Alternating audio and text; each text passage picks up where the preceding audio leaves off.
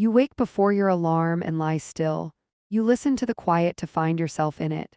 You decide that today is simpler, not because life is small, but because your attention is precious. You protect it the way you protect your home. You choose what enters, what stays, and what leaves. You breathe. You soften your shoulders. You agree with yourself, less noise, more meaning. You're listening to Queen Audiobooks. Simplicity is not a smaller life. It is a sharper one. You trim the excess friction that hides your real priorities. You water what you want to grow. You say fewer words and make each one count. You move deliberately, not constantly. You let the clock serve you, not the other way around. Today you start with a single intention: do less, achieve more. You stop chasing every open loop. You put a clean frame around your day. You choose one result that matters and let all small actions move like water toward it. When you notice the urge to scatter, you notice without judgment. You return to the path you already chose. Here is your first micro practice. Stand or sit tall. Put one hand on your chest and one on your belly. Inhale through your nose for a slow count of 4, hold for 4, exhale for 6. Repeat 3 times. On the last exhale, whisper the day's single result in a few plain words. Keep it easy to remember. Your second micro practice takes less than a minute. Take out a sheet of paper or open a new note. Draw a short horizontal line. On the left, write now. On the right, write done. Under the line, write the one result that closes like a door when completed. If you need to do other tasks, they exist only as stepping stones to that one result. You are designing a channel, not a flood. I choose one clear result today, and I let the rest be noise. I move with purpose, not pressure. Work asks more than it deserves when your boundaries are vague. Today you draw a line with kindness and conviction. If a coworker pings you with a new request while you are in deep work, you respond without apology and without a long story. Here is your work boundary script for chat. Thanks for this. I'm in focus time on a priority until 2 p.m. I'll review this after and share a realistic next step. Your tone stays steady. Your time stays yours. You keep the promise you made to your attention. Friends can be both comfort and distraction. You love them and you love your focus too. If a friend messages mid-morning asking for a quick call that is not urgent, you can protect the shape of your day without cooling the friendship. Here is your friend boundary script for text. I'd love to catch up. I'm heads down till early evening. Can we do a 15-minute call at 6 p.m. or Saturday morning? You offer options you can honor. You refuse the open door that steals your afternoon. Family needs are real and human. You can meet them in order, not all at once. If a family member calls while you are transitioning between tasks, you choose to be present or you choose to be clear. Here is a family boundary script for a quick call you cannot take right now. I'm stepping into focused work for the next hour. I want to give you my full attention. Can I call you at 5 p.m.? You respect them by respecting your capacity. Money clarity reduces noise you cannot see but always feel. You decide where dollars go before the day decides for you. You match spending with values, not moods. Here is a 1-minute money micro practice. Open your banking app and check yesterday's transactions. Put a simple tag in your notes: fuel, food, fun, future. Fuel keeps life running. Food nourishes, fun restores, future grows. If a purchase does not fit, you notice. You ask if it should exist this week. You choose on purpose. Be kind, be clear, be consistent. You do not need a complex productivity system. You need a few movements you repeat until they feel like home. The first movement is the 2-minute landing. Anytime you switch contexts, you land. You write what you just finished, what is next, and what you will ignore for now. 3 lines. You close one tab in the mind and open another with intention. Your attention learns to trust you. The second movement is the calendar gate. Everything you say yes to must pass through it. If it does not exist in time, it does not exist. Putting tasks on a list is a wish. Placing them on a clock is a commitment. You color your deep work blocks, your rest, your admin, your meals. You even mark short windows for messages. You teach people how to reach you by honoring those windows yourself. I do the right thing at the right time, and I let go of the rest. I can pause without permission. Your third micro practice is the 90-second reset. When you feel scattered, you clear your desk's surface, your browser, and your breath. You take 10 items off the desk and keep only what serves the next step. You close all tabs, then open only the one tool needed for the current task. You do one more round of the 4-4-6 breath. You begin again, fresh. Today you also decide how you say no. No is a complete sentence and a gift. It protects the yes you already gave yourself. If a colleague tries to hand you a late afternoon project that does not align with your priority, your work script for email can sound like this. Thanks for thinking of me. I'm at capacity on a deadline and cannot take this on today. If it can wait until Thursday, I can offer a quick review of the outline. You keep it short. You offer a boundary with a bridge. When the impulse to people please rises, you breathe and ask a simple question. What am I avoiding by saying yes here? You are not avoiding conflict today. You are building a life where you meet reality early and gently. If a friend expects an instant response, but you are protecting your focus, your ready to say line is, I'll come back to this after my focus block. You send it and return to your work without guilt. You trust the relationship to hold that clarity. I give myself permission to make small, strong choices. I treat my attention like a scarce resource. You also clear the path for future you. End of day you deserves an easy runway tomorrow. Here is the fourth micro practice, the 1-minute wrap. You write down your top 3 wins, however small, then one lesson, then your single result for tomorrow. You set out any tools or documents you will need. You close the door on today with a sense of completion. Momentum is a kindness you send into the morning. Simplicity thrives in containers. Choose a simple morning container, 1 warm drink, 1 quiet minute, 1 intention. Choose a midday container, 1 real meal without a screen, 1 walk around the block, 1 check-in with your energy. Choose an evening container, 1 short reset of your space, 1 note of gratitude, 1 bedtime you respect. Containers create rhythm, and rhythm creates calm progress. Here is a script for a family group chat when you are managing shared plans without letting it sprawl. I'm tracking dates in one place to reduce confusion. Please send any updates by 8 p.m. tonight so I can finalize. You establish a deadline as a kindness to everyone. You do not chase, you do not keep spinning, you make decisions in daylight. Your phone can be a gate or a leak. Today you turn it into a gate. You move all social and shopping apps to a folder on the last screen. You set a 1-minute timer before opening that folder. If the urge survives the minute, you proceed with awareness. If not, you return to your priority. This tiny friction returns hours to your week. Your attention notices the respect and responds with focus. Your money plan for the day is light and real. You align spending with values using a daily ceiling for variable categories. You choose an amount for fun and an amount for food that fits the week. You do not apologize for enjoyment that matches your values. You do not swipe to avoid feelings. When an invitation appears, your ready to say line is, that sounds fun. My plan this week is $40 for eating out. Let's pick a place that fits. You bring clarity, not drama. I honor my plan because it honors me. I say no to the rush and yes to the result. Now you design your simple workday arc. Opening, deep work, collaboration, admin, closing. You limit the number of switches. During opening, you land, name your result, and scan for any hard constraints. During deep work, you mute notifications and use the smallest possible tool. During collaboration, you show up prepared and brief. During admin, you clear small items in batches. During closing, you capture lessons and set tomorrow's result. The arc repeats until it feels like second nature. Here is a second work boundary script for meetings that could be emails. You can send it in chat the day before. To keep my focus block, can we handle this async with 3 bullet points and a clear decision by 3 p.m.? If we need a call after that, I can do 15 minutes. You just protected 90 minutes of deep work by spending 9 seconds of courage. You are allowed to be a calm leader in your friendships too. If a friend tends to vent in long voice notes during your workday, set a window that keeps you both sane. Your ready to say line is, I want to hear this properly. Voice notes work best for me after 7 p.m. Can you send then, or prefer a Saturday coffee? You redefine the channel and the time. You keep warmth without surrendering your day. Your space influences your speed. Clutter scatters attention. Order calms it.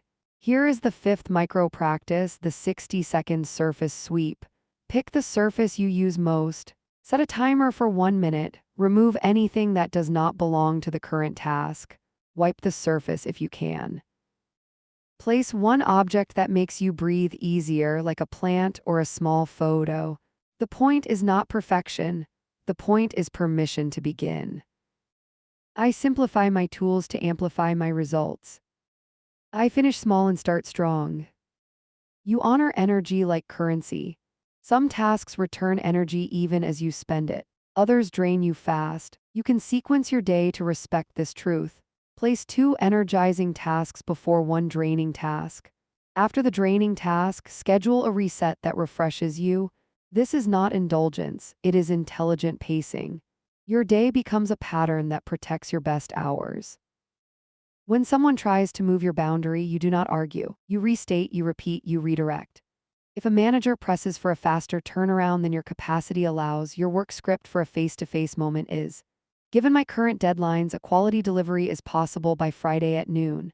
If this must move sooner, I can pause the client report to make space. Which do you prefer? You place the choice where it belongs. You stay steady. If a family member expects you to be on call during your work hours, you can be loving and firm. Your family script for a quick in-person chat is, I'm working 9 to 12 without interruptions so I can be fully present later.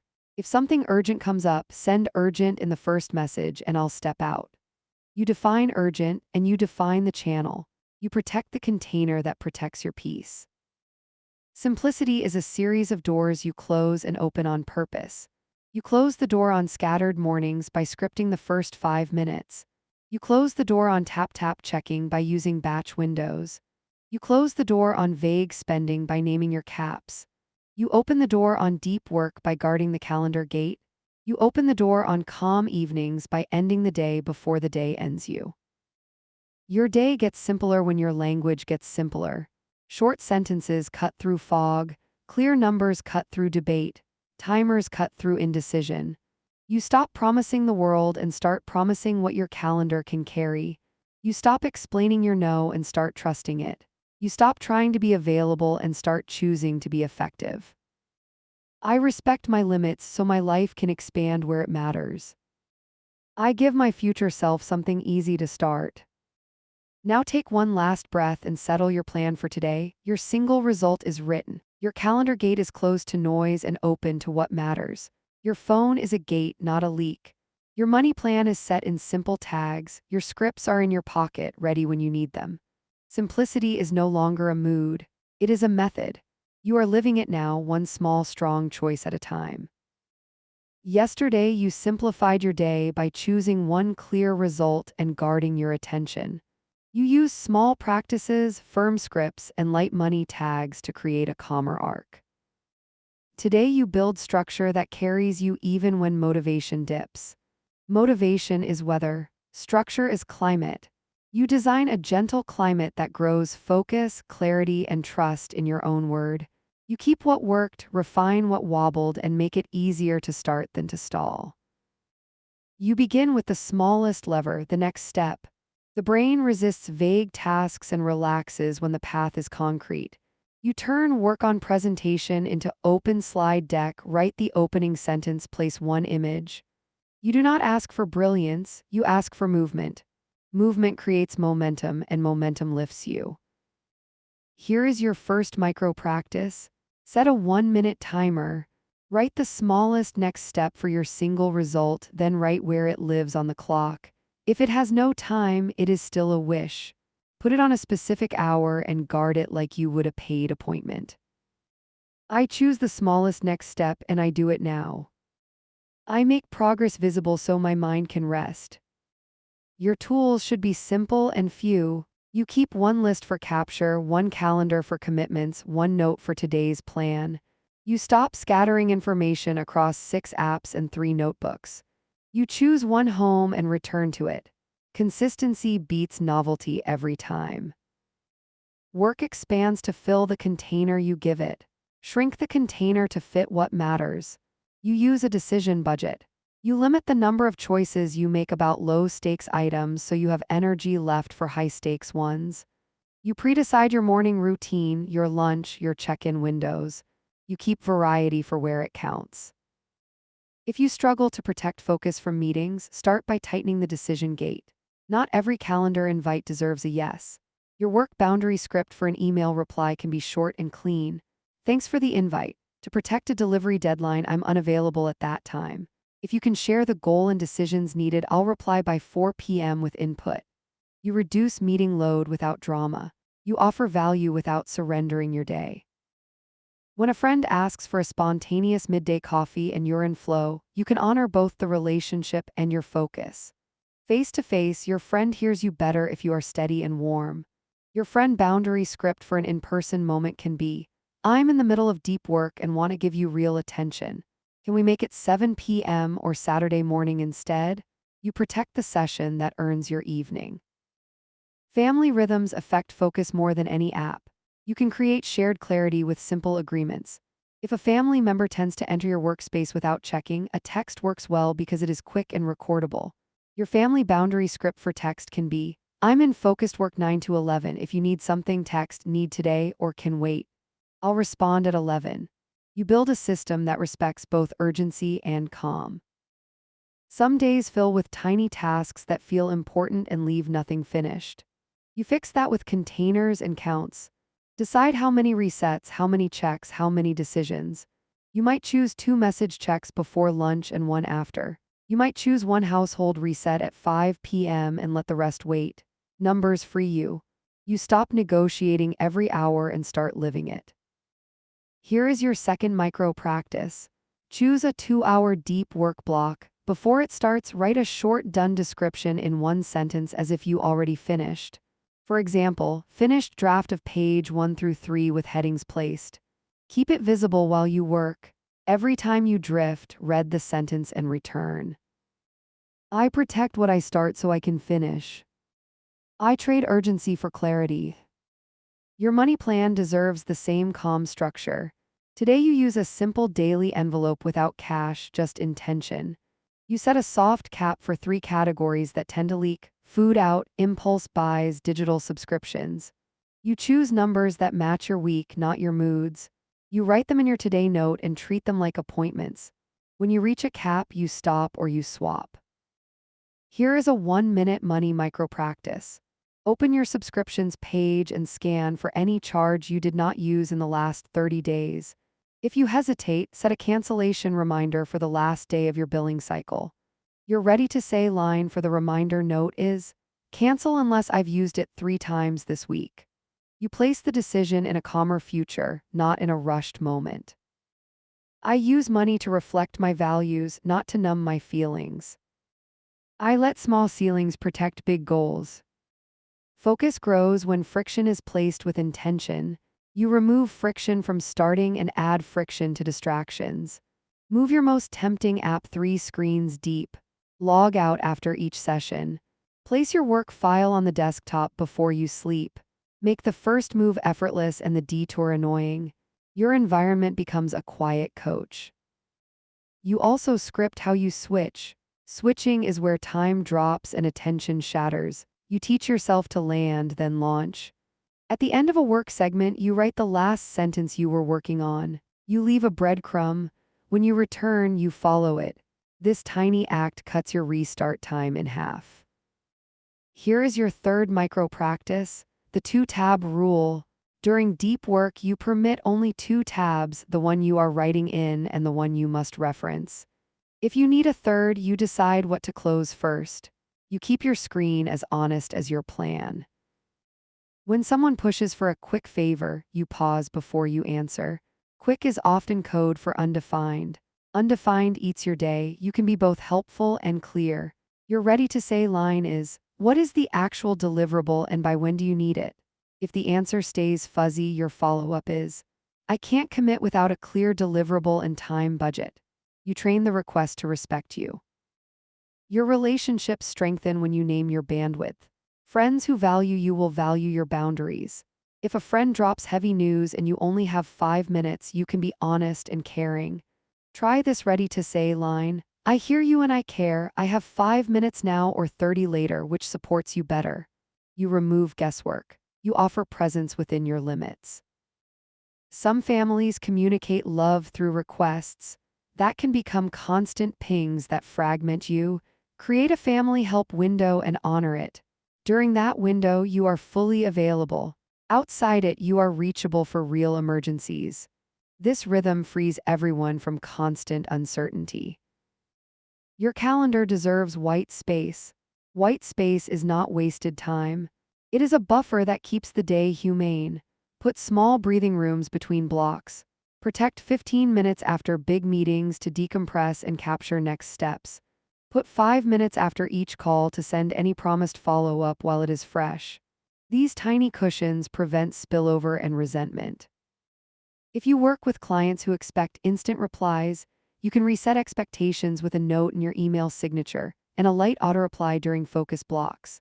Your work boundary script for an auto-reply can be, "I'm in a focus block and will respond after 2 p.m. if this is time-sensitive with a hard deadline today. Reply with urgent in the subject and I'll triage." You teach urgency to wear a label. You free your mind from compulsive checking. Perfectionism is noisy. It tells you to wait until conditions are perfect before acting. Simplicity prefers motion and iteration. You sketch, ship, refine. You lower the first bar so you can clear it, then you raise it a little at a time. Quality grows from cycles, not from stalls. Here is your fourth micro practice, the one draft release. For any internal document, commit to a single draft pass before sharing for input. Limit yourself to 20 minutes. Hit send with a clear request. Please comment only on clarity and gaps. You create speed without sacrificing sense. I share early so I can improve fast. I release small, learn and move.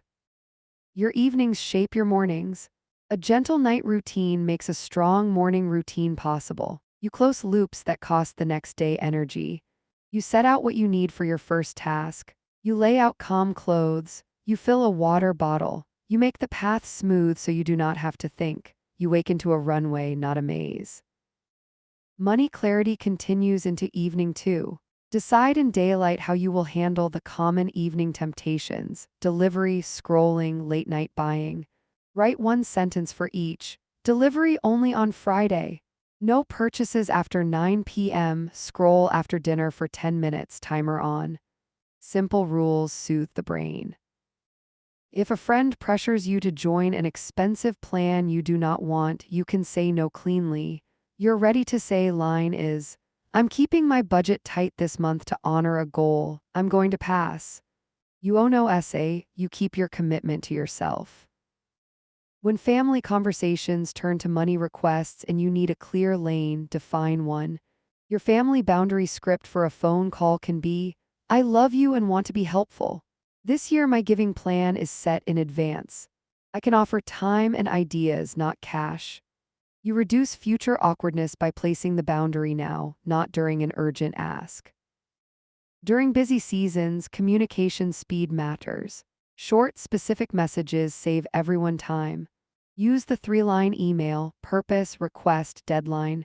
Your work boundary script for a request you need to narrow might be, "To move this forward, I need the final audience, the decision owner, and the deadline. Once I have those, I'll confirm a realistic ETA." You stop spirals early. Here is your fifth micro practice, the 90-second clarity call. Before any meeting, spend 90 seconds to write the decision we need, the 2 questions we must answer, the 1 risk to surface. Read it at the start.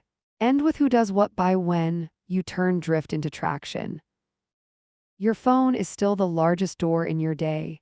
You keep it closed by default and open it with intent. Place it on Do Not Disturb during deep work and add your VIP list so true emergencies pass. Use a physical timer on your desk as your focus cue. When the timer is visible, your brain knows you are off duty to everything else. If a friend sends you a long voice note while you are in focus, you can protect your brain from context switching. Your ready-to-say line is, "Listening later so I can hear you properly. I'll reply after 6. Small sentence, big calm. Shopping is not a hobby. It is a tool. Treat it like one. When the urge to buy shows up, ask 3 value questions. Does this match my current season? Does it replace something? Does it keep giving after the first week? If you cannot answer yes to 2, you delay. Here is a 1-minute money micro practice for impulses. Use the to list trick. Keep a maybe list and a waited and still want list. When you want something, put it on maybe with today's date. If you still want it after 7 days, move it to the second list and choose where it fits in your budget. You cut regret by cutting speed. Your mornings hold the day's tone.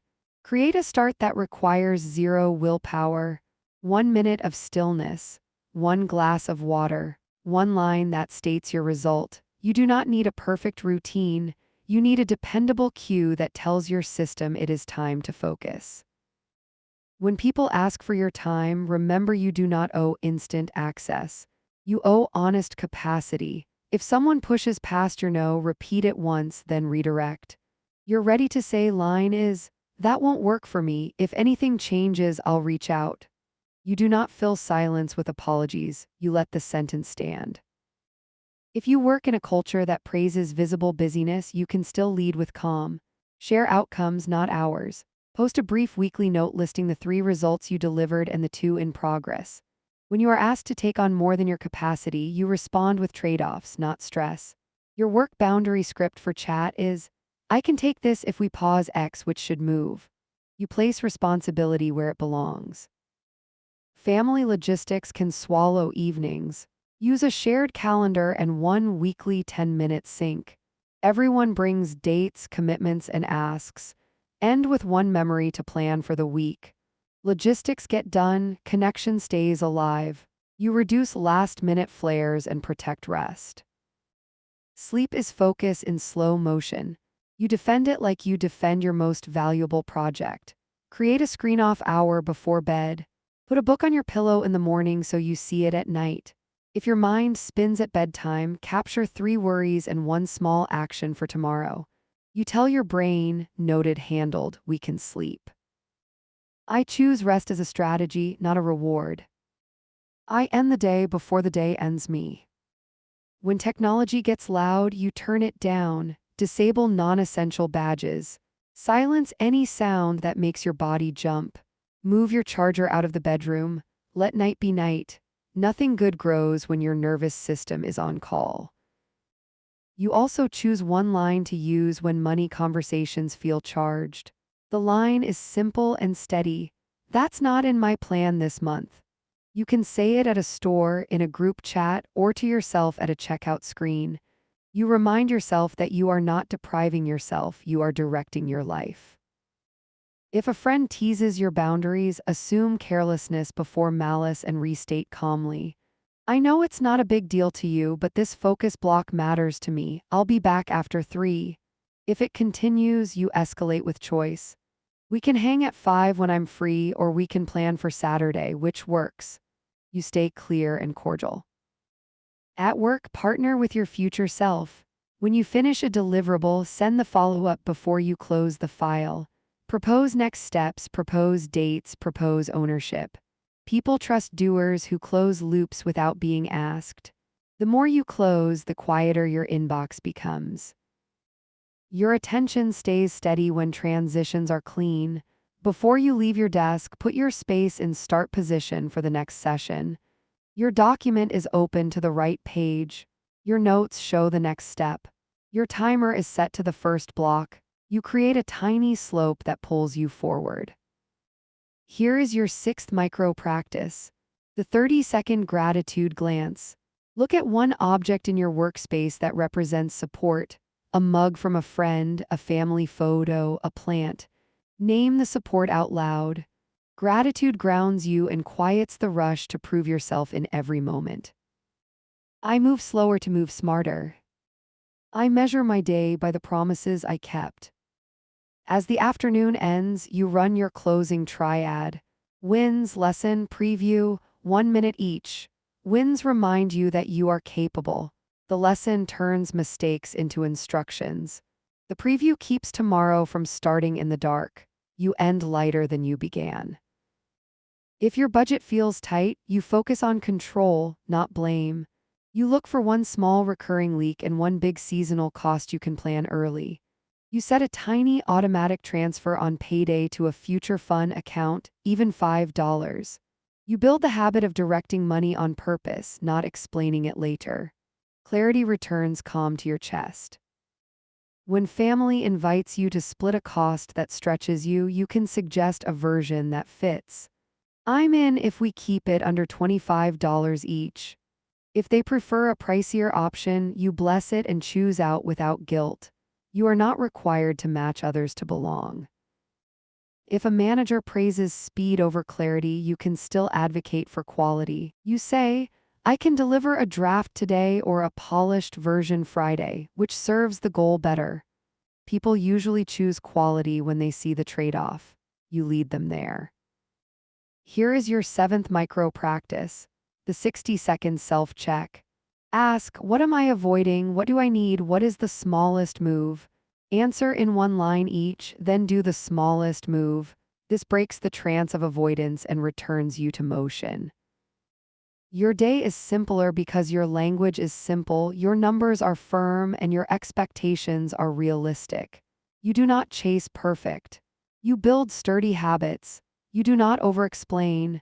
You practice clear sentences that protect your time, your money, and your energy. You end today the way you began, with intention. You know your next step, you know your guardrails, you know your values, and you can name them. Less noise, more meaning. You are not waiting for a quieter life to arrive. You are creating it one choice at a time. Yesterday you tightened your structure and lowered friction, so starting became easier than stalling. You used containers, caps, and clean scripts to protect deep work, friendships, family rhythm, and money choices. Today you refine decision hygiene. You build small, repeatable moves that remove ambiguity before it steals your energy. You practice saying less, earlier, and with steadier tone. You create boundaries you can carry anywhere, in an office hallway, in a group chat, at a checkout screen, in your own mind. You are not chasing control, you are creating clarity that frees you to act. You begin with the difference between task and outcome. Tasks multiply, outcomes simplify. An outcome is a door that closes behind you when you finish. You choose outcomes so your brain knows when to stop. Draft sent, call scheduled, groceries delivered. Vague phrases like work on or look into invite endless loops. You replace them with clear finishes that let you rest. Here is your first micro practice. Take 60 seconds to rewrite 3 items on your list into outcomes. Change budget to August spending review completed. Change mom to call with mom booked for Saturday 10 a.m. Change presentation to intro and outline sent to team. When the door is clear, the steps appear. I move toward a finish, not around a feeling. I end what I start so my day can breathe. You also design graceful handoffs. Handoffs are where work dies or doubles. When you pass something to another person, include the decision needed, the date needed, and the definition of done. Do it in 3 lines. When you receive something, request those same 3. Clear handoffs cut rework by more than half. If someone tries to add extra tasks to your plate without naming a finish, you keep your calm and narrow the scope. Your work boundary script for a Slack thread can be, to stay aligned with the deadline, I'll deliver the data summary only.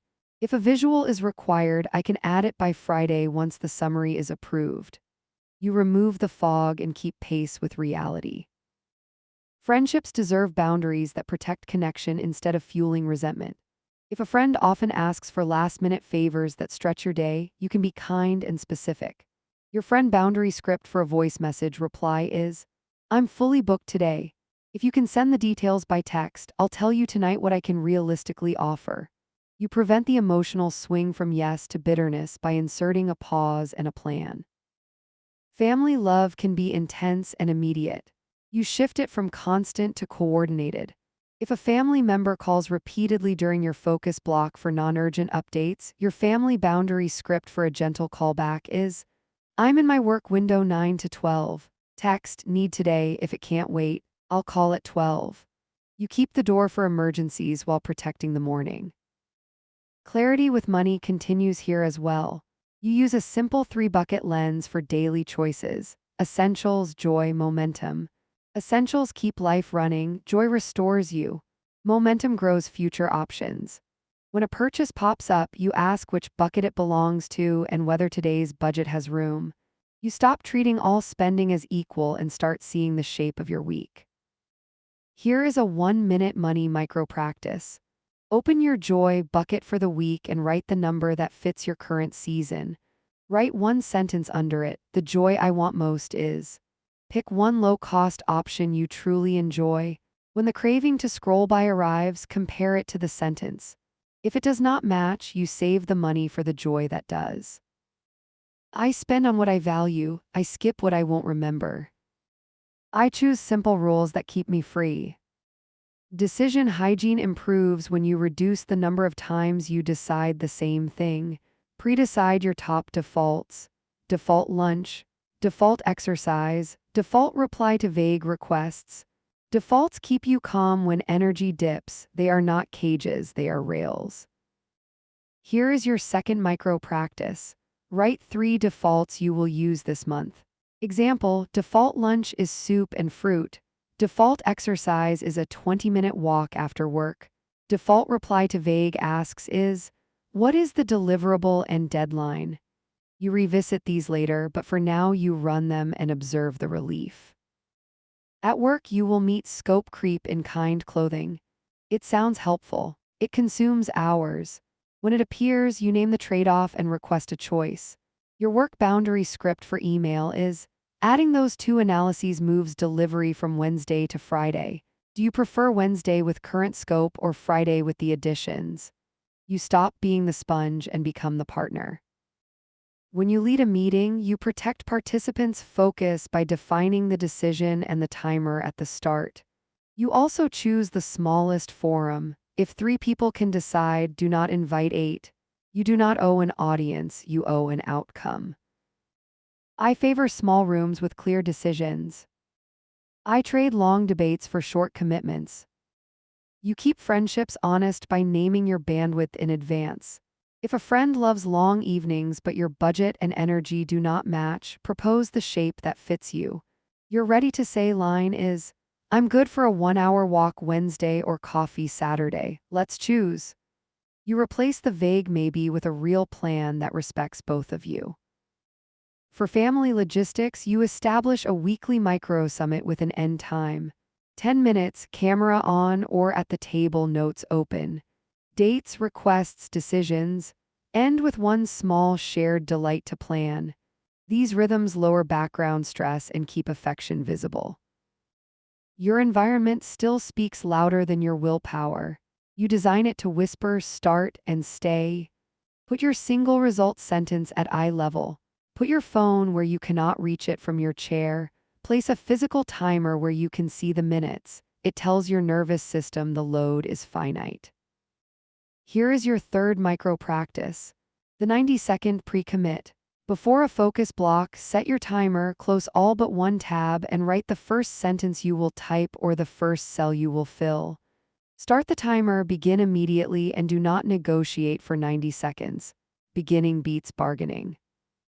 You also define how you manage requests that arrive by surprise. Surprise creates pressure. Pressure creates poor decisions. You standardize your pause. Thanks for asking.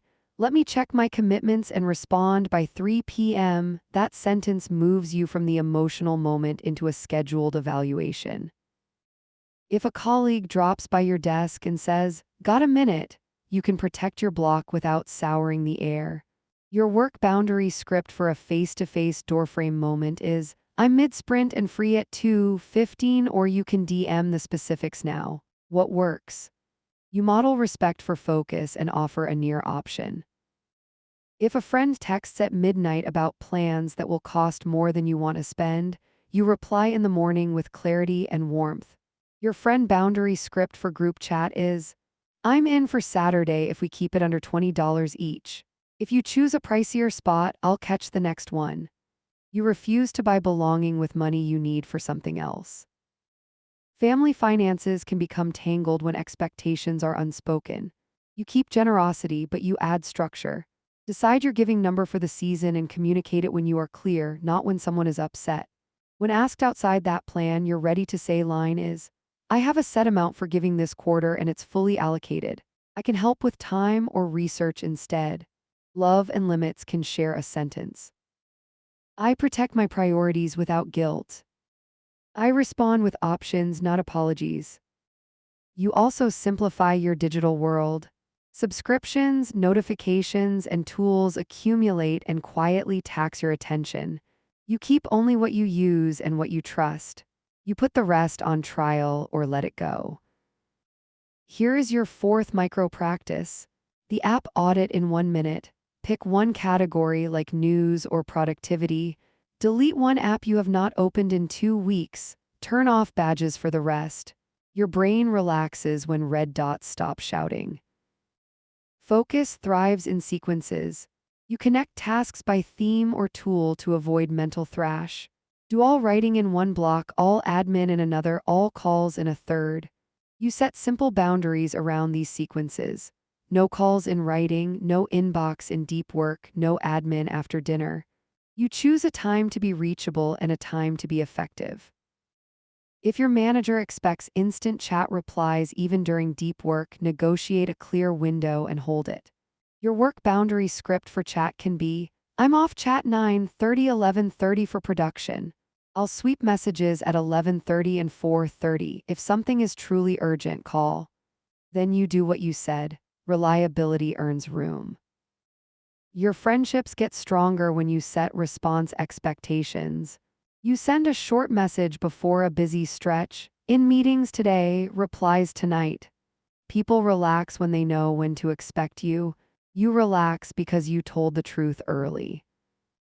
With family, kindness looks like predictability. If evenings are chaotic, set a quiet quarter-hour right after dinner for check-ins and the next day's plan. Everyone knows the container. Crises shrink. Care grows. Money clarity expands with a weekly 10-minute review. You do not track every penny. You look for patterns, leaks, and wins. You notice what spending gave energy and what spending gave regret. You adjust one rule, not all of them. Improvement stays sustainable when small. Here is a 1-minute money micro practice. Rename one account in your banking app to reflect its purpose. Emergency, freedom, sabbatical, generosity. Names cue behavior. When you transfer money into freedom, you feel the future you are funding. That feeling competes with impulse better than willpower alone. I pay my future self first. I make small transfers and big progress. You also practice fast clarity in writing. Most emails can be 3 lines: context, request, deadline. Most replies can be one of 3 buttons: yes with date, no with reason, ask for clarity. You reduce cognitive load by closing loops in fewer words. Short is not rude, it is respectful. Here is your 5th micro practice. The 3-line close. For any open thread today, reply in 3 lines that end with who does what by when. If you cannot do that, ask the question that would allow it. You train your world to move with you. When a colleague resists your boundary, you steady your breath and restate without adding heat. Repetition is not rudeness, it is clarity. If resistance continues, you bring the trade-off. I can start this now and miss the noon deadline, or I can finish the deadline item and begin this at 2. Which do you want? Choices calm storms. If a friend gets quiet when you set a spending limit, you let the silence be, then you add reassurance without retreating. I still want time together, let's plan something that fits us both. Warmth without wobble, your values stay intact. If a family member pushes for immediate help that will break your workday, you acknowledge the need and propose a realistic start. I hear this matters. I can begin at 5 and give it an hour. If that timing won't help, let's name another option. You refuse the false choice between total rescue and total absence. I am generous within my real capacity. I keep my word to myself so others can trust my word too. You finish today by creating a repeatable rescue plan for messy days. Mess happens. The plan keeps mess from becoming a mood. When everything slides, you do 3 things. Name one finish you can still deliver, communicate one expectation you need to reset, and restore one surface you see often. Most of the heaviness comes from uncertainty and visual clutter. You reduce both. Your closing routine remains light. Wins, lesson, preview. Add one more line tonight, gratitude for a boundary you held. You reinforce the identity you are building, a person who chooses with intention and follows through without drama. As you power down, scan tomorrow for one place you can simplify before it complicates you. A smaller meeting, a shorter agenda, a clearer ask, a lower ceiling for impulse spend. You do not need heroic days. You need honest ones. Less noise, more meaning. You are stacking calm choices until they feel like your natural way to live. Yesterday, you practiced decision hygiene and cleaner handoffs. You rewrote vague tasks into clear outcomes and used steady scripts to hold your time, your friendships, your family rhythms, and your money plan. Today, you focus on energy architecture. You shape your day around the rise and fall of your energy so work feels smoother and choices feel lighter. You plan for dips and design ramps. You stop fighting your biology and start partnering with it. You give yourself the structure that makes good choices the easiest choices to make. You begin with honest mapping. You name your high hours, your middle hours, and your low hours. In high hours, you protect the work that moves the needle. In middle hours, you collaborate, respond, and refine. In low hours, you clean up, reset, and rest. You do not negotiate this map every day, you trust it, then adjust after you observe. Your map becomes a gentle fact that guides your calendar. Here is your first micro practice. Take 1 minute to draw 3 short columns in your mind or on paper. High, middle, low. Write one work task and one life task that fit each. High gets one deep task and one personal step that matters. Middle gets one collaboration and one errand. Low gets one tidy action and one recovery move. Place each pair on the clock. When the hour arrives, you do only what belongs to that hour. I place the right work in the right hour. I stop fighting the dip and use it. You also build a simple anti-overload filter. Before you add anything to your day, you pass it through 3 questions. Does this serve today's result? Does it fit the hour's energy? Does it replace something? 2 yes answers earn a yes. 1 yes earns a no or a later. The filter keeps your day from inflating into resentment. At work, people often ask for just a quick look. You can keep goodwill without letting your focus leak. Your work boundary script for a project management comment is, I can give a 10-minute skim at 4 p.m. for red flags only. For full review, I have first availability Thursday. You are specific about scope and time. You match your review to a low or middle hour so your high hour stays intact. Friendships need your presence, not your constant availability. If a friend tends to call during your high hours because that is when she is free, you can redirect without friction. Your friend boundary script for a voice call is, I love talking when I can give full attention. My best window is after dinner. Can we do 8 tonight or Saturday morning? You are not rejecting her, you are choosing a better hour. Family often sees your face more than your calendar. You make the calendar visible. You put a small sign or light outside your workspace that signals high, middle, or low. No one has to guess. During high, interruptions pause unless urgent. During middle, quick asks are welcome. During low, you are open and relaxed. Your family boundary script for the dinner table is simple. Tomorrow my high is 9 to 11. If anything needs me, bring it to the after lunch window. You remove the fog before it becomes friction. Money clarity also benefits from energy truth. Spending decisions degrade when you are tired or stirred up. You route money moves to the hours when you are calm. You pay bills during a middle hour, not at midnight. You plan groceries after a snack, not when you are hungry. You decide on purchases when your brain can tell want from impulse. You place money conversations where your nervous system can stay kind and firm. Here is a 1-minute money micro practice. Set a daily money window of 5 minutes in a middle hour. During that window, you check one thing, yesterday's transactions or the week's joy bucket or upcoming bills. One check, one adjustment. If a non-urgent purchase shows up outside the window, your ready to say line to yourself is, not now, money waits for my calm hour. I choose money in calm, not in craving. I place purchases where my values can speak. You design rest as part of performance, not as a reward you earn by burning out.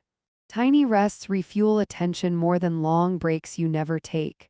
You place short breaths between blocks and longer breaths between modes. You reset your eyes, your shoulders, your space. You practice ending before you are empty so you can begin again without dread. Here is your second micro practice. The 90-second nerve reset.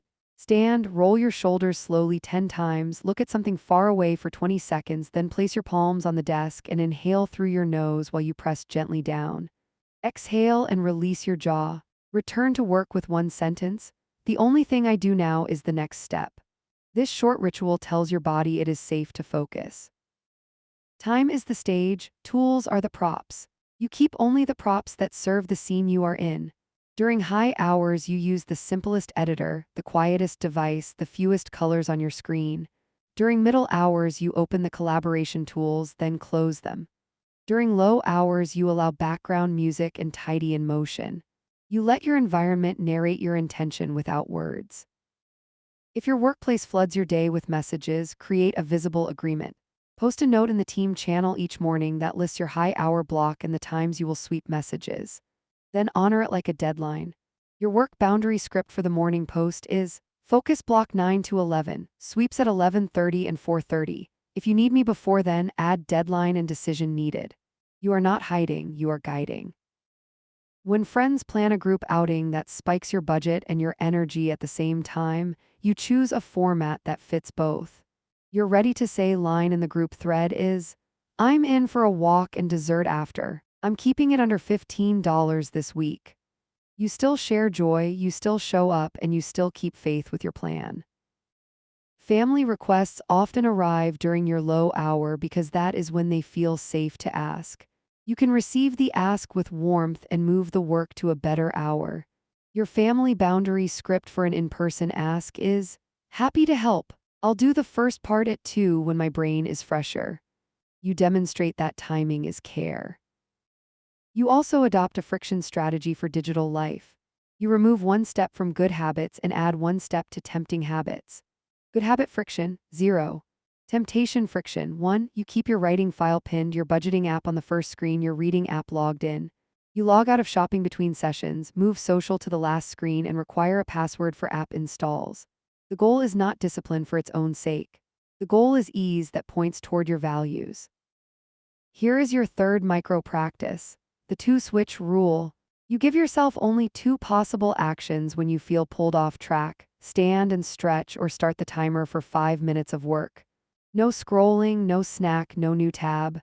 After the 2 switches, you choose again with intention. The rule reduces decision fatigue and returns you to motion. Your language shapes your load. You prefer short sentences that carry weight. You ask for specifics because specifics are kind. When you delegate, you include the definition of done, the deadline, and the check-in point. When you accept a task, you repeat those 3 so everyone hears the same map. You model clarity and people learn to mirror it. If a manager asks for a few ideas by end of day, scope it before it grows. Your work boundary script for a hallway ask is, I can deliver 3 options with 1 sentence each by 5.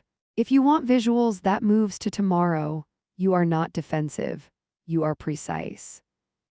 When a friend hopes you will host at your place because you usually do, you can shift the pattern kindly. Your friend boundary script for text is, I'm keeping home as a rest zone tonight. Happy to meet at the park or a cafe. You protect your sanctuary without making excuses. When a family member nudges for a loan that would strain your budget and your relationship, you can hold the line and still offer help. Your ready-to-say line for a phone call is, I can't lend money, but I can spend an hour tonight helping you plan options. You keep generosity inside your real capacity and invite problem solving. I choose offers that honor my limits. I let clarity take the place of guilt. Your money plan grows stronger when you connect numbers to feelings you want to keep. You are not just saving dollars, you are buying calm, freedom, and flexibility. You name a small target that represents one of those feelings and you move toward it each week. You measure progress in both dollars and relief. Here is your fourth micro practice, the feeling label. Pick one account and rename it with the feeling it funds: breathing room, creative time, family ease. Transfer a small amount today, even $5, and say the feeling aloud as you do it. You train your mind to associate saving with immediate reward. You also streamline decisions with a tiny pre-brief before major blocks. You state the point, the path, and the pitfall. The point is the outcome you want. The path is the 3 steps to get there. The pitfall is the most likely distraction. You write one line for each, then start. The pitfall line disarms the detour before it arrives. If your organization runs on meetings by default, you can convert some to asynchronous decisions without being a rebel for its own sake. Offer a clear doc with context, options, and a recommendation. Ask for comments by a specific time. Your work boundary script in the calendar description is decision by 3 p.m. via comments. If unresolved, we'll use the 15-minute hold at 3:30. You design a lighter path that still honors urgency. Friend time can be playful and frugal at once. You become the inviter who sets a healthy norm. Your ready-to-say line for the invite is, walk and bring one story from your week, I'll bring tea. Connection rises while costs fall. Family communication smooths when you put recurring asks on a recurring schedule. If you are the person who always fixes tech, set a tech hour on Sundays and send a reminder. Outside that hour, you help only for true lockouts. Your family boundary script in the group chat is, tech hour Sunday 3 to 4, drop your issues before noon so I'm ready. You remove guilt and add order. Attention slips when your environment is too loud. You turn down the volume you can control. Choose neutral colors for your main work tools. Keep only the essential tabs and windows. Give your desktop a single calm image. You are not chasing aesthetic perfection. You are lowering sensory load so your mind has space for thought. Here is your fifth micro practice, the 1-minute surface rule. Before any high hour, spend 1 minute returning your desk to start position. Laptop centered, water on the right, notes on the left, phone out of reach. It is the same every time. Ritual replaces willpower. You keep your promises to yourself visible. You write your single result for the day on a small card and place it where your eyes land first. You cross it out when it is done and write tomorrow's result on the back. The card becomes a quiet contract. You do not need to feel motivated to honor a contract. You need only to keep reading it and keep moving. If a colleague repeatedly bypasses your boundaries, you escalate with steadiness. Restate, request a choice, then involve the right channel. Your work boundary script for a follow-up email is, as shared in chat, I'm unavailable during my daily 9 to 11 focus block. If urgent, please call. Otherwise, I'll respond at 11:30. If this continues to impact delivery, I'll loop in our manager to align on norms. Calm, factual, forward-moving. If a friend responds to your budget limit with jokes or pressure, you model comfort with your choice. I know my number and I like how it feels. I'll still have fun with you. The sentence ends the negotiation without ending the warmth. If family tensions rise around chore balance, you propose a small, testable plan with a clear review. Let's try a rotating list for 2 weeks and check in next Sunday. You do not need a perfect system. You need a decent one that starts now and improves with use. I make small plans that start, then I improve them. I choose repeatable over heroic. Your afternoons can lose shape. You give them a spine. After lunch, you run the triad: sweep, ship, step. Sweep messages and capture tasks for 15 minutes. Ship one small deliverable you can close in 20 minutes. Step outside for 5 minutes of light and movement. The sequence prevents drift and returns you to traction. You examine how you use yes. Yes is a commitment to a future you. You do not spend that future without asking her. Before you accept, you visualize the hour and the energy it will cost.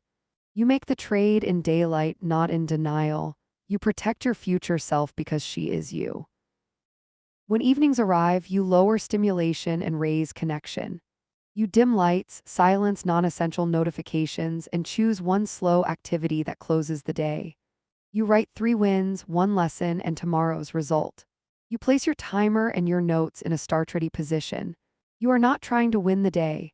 You are trying to end it clean so tomorrow does not begin in a mess. Money edges often appear at night. You protect the boundary with one sentence. No purchases after 9 p.m. If you catch yourself browsing, you move the item to your maybe list with today's date and close the tab. Your brain learns that night belongs to rest, not to scattered spending. When someone you care about asks for your attention at the wrong time, you do not shame them. You steady yourself and choose a response that fits your map. The more you honor your map, the more open and generous you become within it. Boundaries are not walls. They are bridges with weight limits so everyone can cross safely. I treat my energy like a budget. I leave space so my best work can breathe. As you close today, you look back with accuracy and kindness. You ask whether your high hours held, whether your middle hours served connection, whether your low hours recovered you. You adjust one thing for tomorrow. Maybe you move a meeting. Maybe you shrink a block. Maybe you raise your joy number by $5 because you underspent and want to celebrate with intention. Your life becomes a chain of small, smart recalibrations. You do less so you can achieve more. You cut noise so meaning can rise. You are not waiting for a perfect season. You are building a reliable day. You hold your word to yourself with a steady hand and a calm face. You breathe, you choose, you move. The method is working because you are working it. Yesterday, you mapped your energy and matched work to the right hours. You used small resets, friction by design, and simple scripts to protect deep work, relationships, and money choices. Today you build a calm pipeline for your week so each day flows with less guessing. You turn scattered tasks into a sequence that moves on its own. You plan just enough to feel held, not trapped. You choose rhythm over rush and learn to steer with light touch.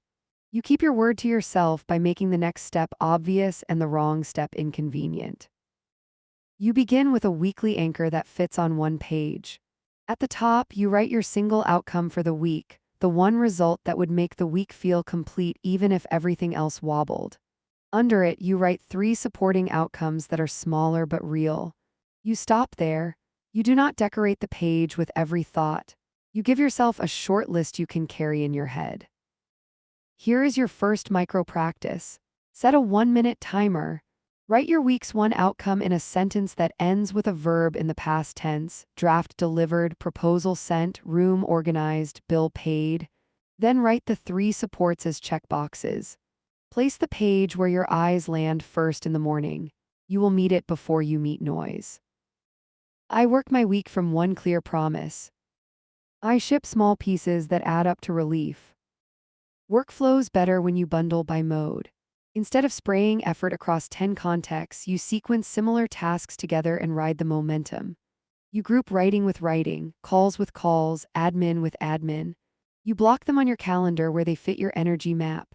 You allow one overflow block for the mess you cannot predict. You end most blocks a few minutes early to set breadcrumbs for the next round. If someone tries to wedge a meeting into your prime hours, you stay steady and offer a shape that protects your pipeline. Your work boundary script for a scheduling thread is: I keep 9 to 11 for delivery. I can meet at 1:15 or 3:45 for 20 minutes. Please confirm which fits. You do not give a speech. You give 2 options and a container. Friendships deserve intention without drama. When a friend asks for a long catch-up on a day that is already full, you keep warmth and set terms that respect both of you. Your friend boundary script for text can be: I want to hear everything and be present. I'm good for a walk at 7 or a call Saturday morning for 30. Your pick. You replace guilt with clarity that holds. Family life gets simpler when everyone knows how work moves through your week. You share your anchor outcome at the dinner table in 2 sentences and ask if anyone has a top result for their week as well. You turn the home into a place where clarity is normal. If someone needs your help, you plan it into your pipeline, not into your high hour by default. Your family boundary script for a quick kitchen chat: I can do the first step tonight after 8. Let's schedule the rest for Saturday at 10. Money clarity lives inside the same pipeline. You run a weekly money sweep that is light and honest. You check upcoming bills, move small amounts to named accounts, and set a ceiling for your joy bucket that matches the week's realities. You keep the habit small so it sticks. Money becomes a calm current you direct, not a wave that hits you. Here is a 1-minute money micro practice. Open your accounts, transfer $5 to the account named for the feeling you want most this season, and say the feeling out loud. Then look at your joy number for the week and decide the one moment you will fund with intention. You tell your brain that planning joy is part of adulting, not a treat you must sneak. I pick one joy and I pay for it on purpose. I let small transfers teach me trust. You now shape the day-to-day pipeline. Each morning you translate the weekly anchor into a daily result that moves the anchor forward. You put the result on the clock and design your rails. Rails are the few rules that keep the train on track. 2 message sweeps before lunch and 1 after. No meetings longer than 30 without an agenda. Deep work before collaboration. No purchases after 9 p.m. The fewer rails you enforce, the freer you feel. Here is your second micro practice. The 2-rail check. Before you start, name 2 rails you will honor today. Write them in your today note as short lines. Deep work 9 to 11, message sweep at 11:30. When you break a rail, you do not scold yourself. You notice, reset, and continue. The power is in returning. At work, the pipeline fails when inputs arrive undefined. You fix it with a standard intake question that you repeat until people start answering it on their own. Your work boundary script for any new request is, what is the deliverable, who decides, and what is the date? If you receive anything without those 3, you ask again. You are not difficult, you are building a shared language that saves hours. When a friend asks you to join a plan that conflicts with your rails or your budget, you use one sentence that closes the loop without closing the heart. Your ready-to-say line is, I'm keeping this week simple and under $20. I'm a yes for a walk or tea. Clear, kind, specific. I choose the format that fits my week. I don't stretch my yes beyond what I can carry. Family logistics can swamp your evenings. You prevent that by moving certain decisions upstream. You set a 10-minute household sync on Sunday with a short agenda, must-do dates, shared purchases, rides, and one memory. You end with who owns what by when. The week stops ambushing you because you named it first. Pipeline calm grows when you externalize your system. You keep a visible board or simple list with 3 lanes. Next, in progress, done. You limit the in progress lane to 3 items. 3 is enough to offer variety and not enough to hide avoidance. When the lane is full, you finish something before you start something. You teach your brain that completion is the gate to novelty. Here is your third micro practice. The 90-second lane reset. Midday, move 1 card to done, even if it is a tiny subtask, and choose the next most honest item for in progress. Your brain gets a hit of closure and a clear next move in under 2 minutes. Your phone remains a potential leak. You stay respectful and strict. During deep work, it stays out of reach and out of sight. During admin, you handle messages in a batch and end with a line that closes future loops. You add a quiet expectation to your signature or bio that lists your response windows. People adapt when they see you keep your word. If someone pushes for immediate feedback that would derail your pipeline, you offer a trade-off and a limit. Your work boundary script for a direct message is, I can offer a 5-minute voice memo at 4 with top risks only. For full review, I can start tomorrow at 10. You are specific about value and time. You protect the path. Your friendships are healthier when you practice micro-presence. You do not attempt to be everywhere. You send one thoughtful message when you cannot attend. You propose a future time that fits your rails. You send a photo of your walk and ask for one back. You keep connection alive without burning your calendar. Family warmth grows when chores run on autopilot. You assign days to chores rather than moods. Laundry on Tuesday, floors on Friday, groceries on Sunday with a fixed list. You mark the time window and the owner. You make it visible so reminders turn into glances, not arguments. You let routine carry the weight. Money is part of the household pipeline too. You set a shared spending lane for variable items. Each person logs purchases with a single word tag: fuel, food, fun, future. The tags start conversations before resentment does. If the fun lane spikes, you adjust without shame. You do not punish the person, you tune the system.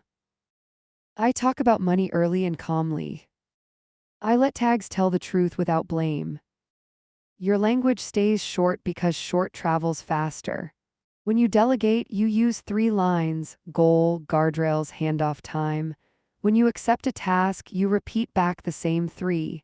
You are building a culture where clarity is normal and speed does not destroy quality. Here is your 4th micro practice: the 3-line delegate. Choose one task today and hand it off in 3 lines: the finish line, what not to do, and when you will check back. After you send it, set a reminder for the handoff time. You create a loop that closes itself. Not all pressure comes from others. Some comes from the promises you make to yourself in the wrong voice. You shift from vows to agreements. Vows are heavy and fragile. Agreements are clear and flexible. You say, I agree to write for 40 minutes in the morning and review at lunch. If I miss, I will do 20 in the afternoon and reset tomorrow. You replace self-judgment with stewardship. When a colleague treats your focus block as optional, you respond like a steward of shared time. Your work boundary script for a polite but firm reply: I protect 9 to 11 for delivery, which serves our deadlines. I'll respond after 11:30. If this needs a same morning decision, call. Otherwise, I'll incorporate it this afternoon. You make the business case with calm language. When a friend leans on your generosity for rides or errands that stretch your day, you keep care and add form. Your friend boundary script for text: I can help on Thursdays between 5 and 6. Outside that, I won't be reliable. You give 1 lane instead of an open road. When a family member expects you to fund a shared plan that exceeds your values or budget, you stay close and firm. Your ready to say line is, I want to be there and I'm comfortable at $30. If it goes higher, I'll cheer you on and join next time. You let love and limits sit in the same sentence. I stay close while I hold my line. I choose numbers that let me relax. You also audit your meetings. Every meeting must earn its time. Before you accept, you ask for the decision needed and the owner of that decision. If the answer is foggy, you propose an asynchronous path first. If the meeting holds, you insist on a short agenda and a hard stop. You protect the hour on behalf of everyone who attends. Here is your 5th micro practice: the 60-second meeting brief. Before any meeting you cannot avoid, write decision, 2 questions, 1 risk. Share it in the first minute. End by naming who does what by when. You turn drift into a clear next move in 1 minute. Your afternoons now stand on a simple spine. After lunch, you run a quick sweep of messages, ship 1 deliverable, and take 1 step outside. You then choose 1 collaboration block and 1 admin block. You leave 15 minutes before the day ends to set your runway for tomorrow. You know what future you needs because you have been her, and you remember the feeling of walking into chaos. You refuse to pass that feeling forward. Money edge cases still appear. A sale pings your phone. A friend invites you to a pricey show. A late-night scroll surfaces a must-have. You breathe and use your rails. You add 1 step to temptation, add to maybe list with today's date. You enforce your purchase window. You speak the line out loud. That's not in my plan this month. The sentence becomes a soft guardrail you can lean on. I can want something and still say later. I buy peace before I buy things. You build credibility at work by closing loops early. When you finish a piece, you send it with context, next steps, and a proposed decision. You do not wait for someone to chase you. The faster you close loops, the fewer loops chase you back. Your calendar lightens because your reputation carries you. Friend credibility grows the same way. If you say you will check in Friday, you do it Friday. You keep plans you make. You decline early when you cannot. People trust those who do what they say or say no quickly. Trust is the simplest social technology in your pipeline. Family credibility is consistency in small things. If you promise to be off your phone at dinner, you place the phone away and keep it there. If you promise to review homework at 7, you sit down at 7 and begin. Children and partners learn your word by observing your choices. You teach without speeches. Your self-credibility is the quietest and the most powerful. Each small promise you keep teaches your nervous system that you are safe in your own care. Each boundary held without heat shows you that you can be kind and firm at the same time. Your pipeline is not about control, it is about trust. Trust makes focus possible. Here is your 6th micro practice, the 5-line debrief. At the end of the day, write 5 short lines. What moved the week's anchor, where the pipeline leaked, 1 script you used, 1 money move you're glad about, 1 adjustment for tomorrow. You close the door on the day and leave a clear note on the handle for morning you. Sometimes the pipeline breaks. A surprise lands, an illness hits, a crisis demands you. You run your rescue mode. Rescue mode has only 3 moves: protect the non-negotiable, communicate clearly, and cut to bare minimum. You cancel meetings with a single sentence, you move the anchor if needed, and you keep 1 small routine that keeps you sane, like the 1-minute surface or the 2-switch rule. You are not failing, you are adapting. If your manager escalates pressure during rescue mode, you keep your tone quiet and your map visible. Your work boundaries script for a quick huddle. Given the crisis, I can deliver X by noon and Y by end of day. The rest moves to tomorrow unless we drop Z. Which trade do you want? You do not absorb chaos, you organize it into choices. If a friend needs care while your capacity is low, you offer the care you can give. I can check in each morning and bring soup Friday. I can't stay late this week. Love becomes actionable and honest. If family grief or tension is in the air, you lower your targets and raise your presence. You make tea, sit together, and let the week's anchor shrink. Your pipeline can handle a slower flow for a while. You return to full pace when your body says it can carry it again. I move at the speed of care when care is needed. I let my plans flex without losing myself. As the evening arrives, you tidy your rails and close your loops. You write tomorrow's single result, choose your 2 rails, and put your tools in start position. You send any message that will prevent morning pileups. You put your budgeting app and your writing file where your first glance will find them. You choose your wind down and you protect it.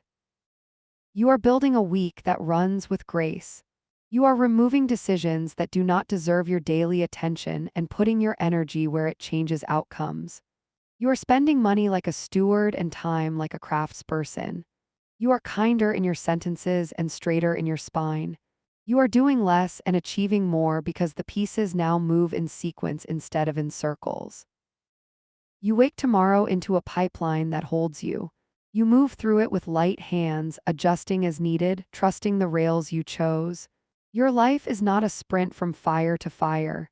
It is a set of steady lanes that carry your attention to what matters most. The noise fades because you turn the volume down at the source. The meaning rises because you keep choosing it. Yesterday, you built a weekly pipeline with 1 clear anchor, small supporting outcomes, and rails that kept your focus steady.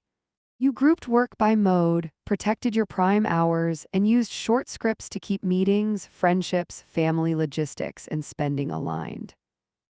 Today, you deepen calm execution.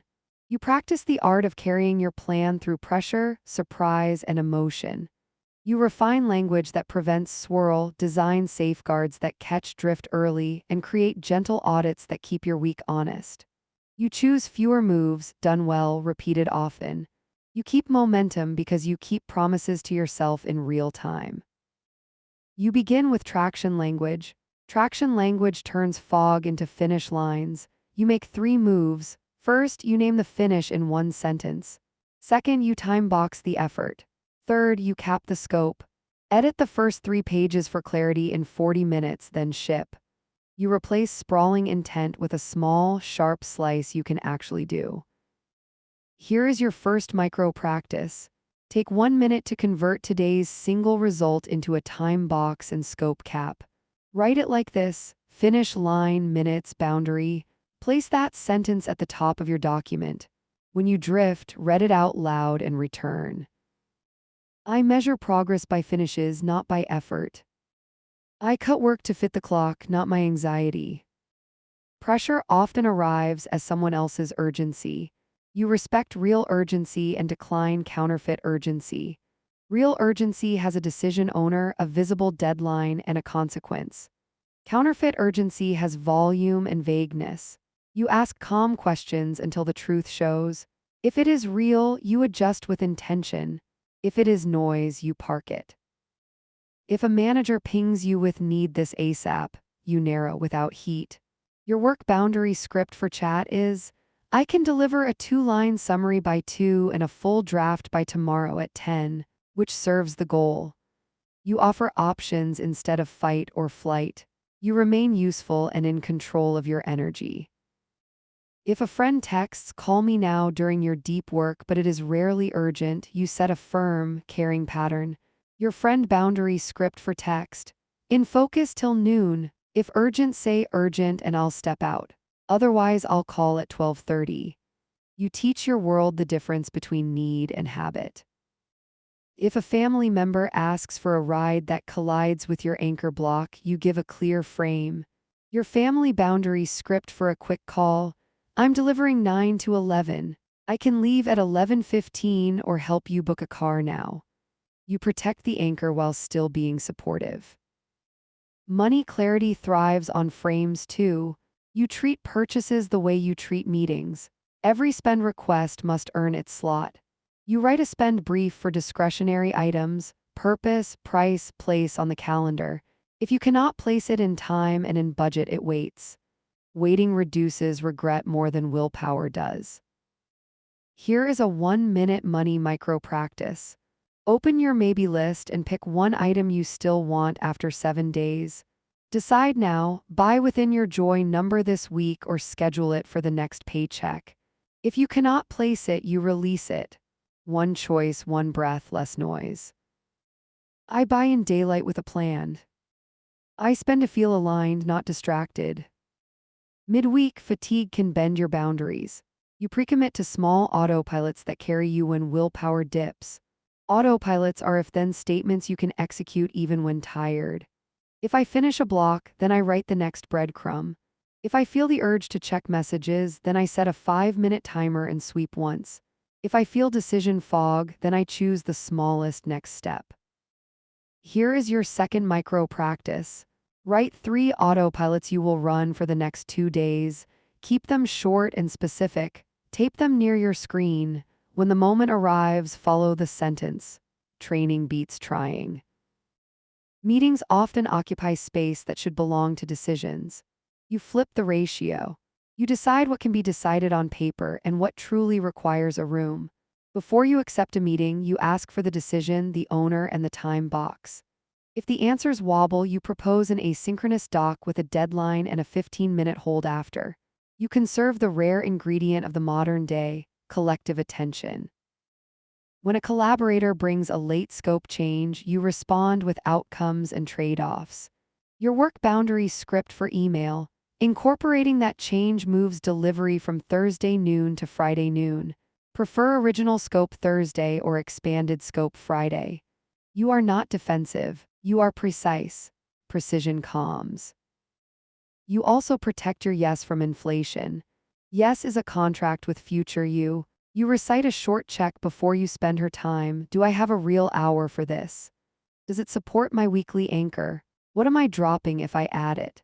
If you cannot answer cleanly, you choose no or later. Your future self thanks you in relief, not in resentment. I say yes inside my capacity. I do fewer things fully. Friend dynamics deepen when you set transparent expectations. If you are entering a heavy sprint, you pre-communicate your response windows and set one small ritual for connection. Your ready to say line is: busy stretch this week, replies at night. Sending you a voice note on Friday. Connection stays alive without stealing your week. Family logistics can still spike without warning. You cool spikes by naming a lane and a label. Lane is the time window where you are available. Label is the word that signals urgency. You repeat the system until it runs itself. Calm grows where guessing shrinks. Be kind, be clear, be consistent. Your tools remain simple. One capture list, one calendar, one today note, one board with next, in progress, done. Each morning you move one thing forward in each lane. Each afternoon you close one loop that could chase you tomorrow. You resist the temptation to rebuild your system when a day goes sideways. You repair, not reinvent. Here is your third micro practice, the 90-second repair. When a block gets blown up, you pause and do 3 lines. What changed, what drops, what moves. You send any necessary message with those lines, then you begin again. 90 seconds prevents 90 minutes of silent flailing. Money edges show up as social pressure or late-night scrolling. You disarm both with sentences that feel natural in your mouth. That's not in my plan this month. I'm under $25 for this hangout, walk, coffee, or home movie night. I'll revisit this purchase during my money window. You prep these lines in calm so they arrive intact when you need them. I decide once, then follow through. I let my numbers speak for me. You refine scope by default. The first version of most tasks is smaller than your fear suggests. You aim for clear, not grand. You deliver something that can be reviewed, not admired. Early delivery shortens projects and reduces overwork disguised as excellence. Quality grows by iteration, not by anxiety. If a colleague responds poorly to your boundaries, you escalate with dignity. First, restate the boundary. Second, present the trade. Third, involve the right owner. Your work boundary script for a follow-up. As shared earlier, I'm off chat 9 to 11 to deliver deadlines. I can respond at 11:30. If that window is not workable, let's align with the team lead on norms. You remain calm as the standard rises. When a friend keeps pushing for pricier plans, you hold the line and keep warmth. Your friend boundary script for group chat. I'm keeping my budget for the month. I'm in for a picnic Saturday. If you choose the show, I'll see you next week. You let them have their yes while you keep yours. When a family member expects you to drop everything without warning, you model scheduling as love. Your family boundary script for an in-person ask. I want to help and I need a start time that works. I can start at 6 and give an hour. If that misses the mark, let's plan tomorrow at 4. You protect the day and the relationship. You also smooth your internal weather. Self-talk that is sharp or vague drains attention. You practice language that is firm and friendly. Begin with 2 minutes. Good enough for a first pass. Next honest step only. You carry yourself like someone you trust. Here is your fourth micro practice. The 2-minute ignition. When you feel the stall, set a 2-minute timer and do only the first step. If the timer ends and you still resist, you walk to the door and back, drink water, and try 2 more minutes. You lower the bar until you move, then momentum lifts you. Afternoons can leak through tiny holes. You patch them with sequences you run by feel. Sweep, ship, step outside. 2 calls, 1 admin batch, send 1 summary. The goal is to reduce transition tax. When you chain similar actions, your brain warms up once and rides the curve instead of cooling and reheating all day. You keep your calendar a place of reality, not fantasy. Fantasy calendars breed guilt. Reality calendars breed dignity. You block what you will actually do, not what an imaginary self might do. If you consistently break a block, you shrink it or move it until it sticks. Sticking beats striving. I would rather be reliable than impressive. I build pride with small truths. Money confidence grows when you rehearse common scenarios. The invite to chip in, the sale alert, the shared travel plan, the charity ask. You pick sentences you can say calmly. My giving is pre-planned this quarter. I'm out for this trip and cheering you on. I want to support and I'm doing that with time this month. Rehearsal removes heat before the moment arrives. If your workplace celebrates heroics over systems, you still lead quietly. You celebrate outcomes, not late nights. You write short debriefs that show how focus blocks and clear intake improved delivery. You suggest experiments with small scopes and short time boxes. Change spreads when results do. Here is your fifth micro practice. The 60-second debrief note. After a finished piece, write 3 lines to the team. What worked, what was noisy, one tweak for next time. Tiny debriefs compound into better weeks without a big meeting. You protect evenings as landings, not launch pads. A good landing makes tomorrow almost easy. You choose a screen off time. You put tools in start position. You commit to one slow thing that lowers your shoulders. You end with wins, a lesson, and tomorrow's single result. You sleep in the knowledge that you handed future you a clear morning. If someone you love needs more than you have to give tonight, you bring truth and care together. I want to show up well. I can give 30 minutes now or 90 on Saturday, which helps more. Love is a resource. It flows best when it is not forced through exhaustion. I give what I can fully, not what I can barely. I let rest be part of the work. Your environment stays a silent ally. You keep the phone out of reach for deep work, the desk in start position for high hours, the timer visible for honest sprints. You dim lights at night so your nervous system hears the message. You are living by design, not by default. Here is your sixth micro practice. The 1-minute surface sweep before any major block. Clear 5 items, place your water, open the exact file, put the single result card within sight. You are signaling the brain that it can narrow and trust you to hold the edges. On weeks when money feels tight, you turn down self-judgment and turn up creativity. You design joy that costs less and means more. A walk at sunset. A library run. A home tasting with 3 snacks. You remind yourself that frugality can be elegant when it is chosen, not forced. You choose to enjoy what you can afford with pride, not apology. Your voice grows steadier with repetition. The more you state your boundaries early and kindly, the more your world adapts. The more you match money with values, the less you crave numbing spends.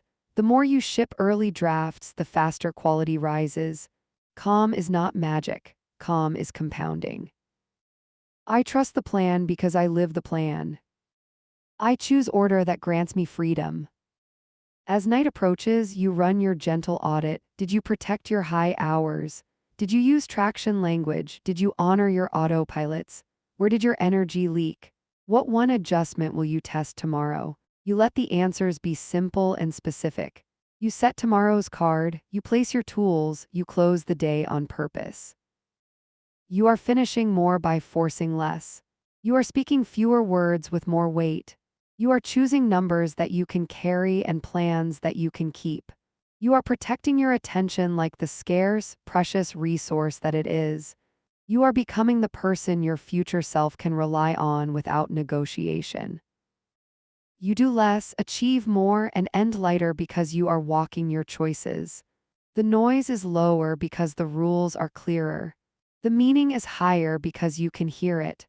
Tomorrow you wake into a day that knows what it is for, and you know what you are for in it.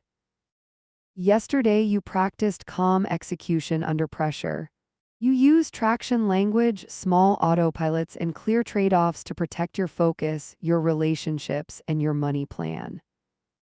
Today you build durable simplicity. You learn how to keep your system steady during long projects, shifting seasons, and the quiet doubt that visits on ordinary days. You stop reinventing yourself every week. You refine what already works and give it stronger roots. You carry your plan through boredom, setbacks, and success without swinging to extremes. You begin with cadence. Cadence is the beat that keeps your feet moving at a sustainable pace. You choose a weekly beat for creation, a weekly beat for connection, and a weekly beat for care. Creation is the work that changes outcomes. Connection is the conversations that keep trust alive.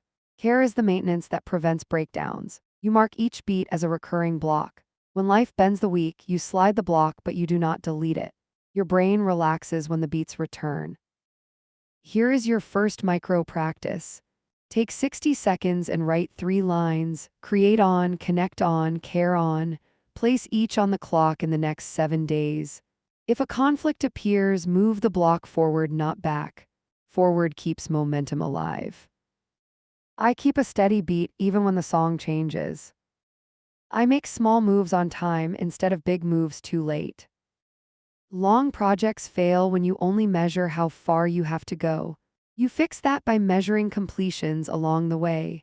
You define checkpoints that close like tiny doors. Each door earns a rest and a reset. You share the next door with the people who need to know so they can align without chasing you. If a manager asks for constant updates that fragment your day, you propose a cadence that gives visibility without chaos. Your work boundary script for email is: to keep delivery on pace, I'll send a short status every Tuesday at 3 with what's shipped, what's next, and any risks. Outside that, I'm in production blocks 9/11 most days. You replace drip pings with one reliable touch.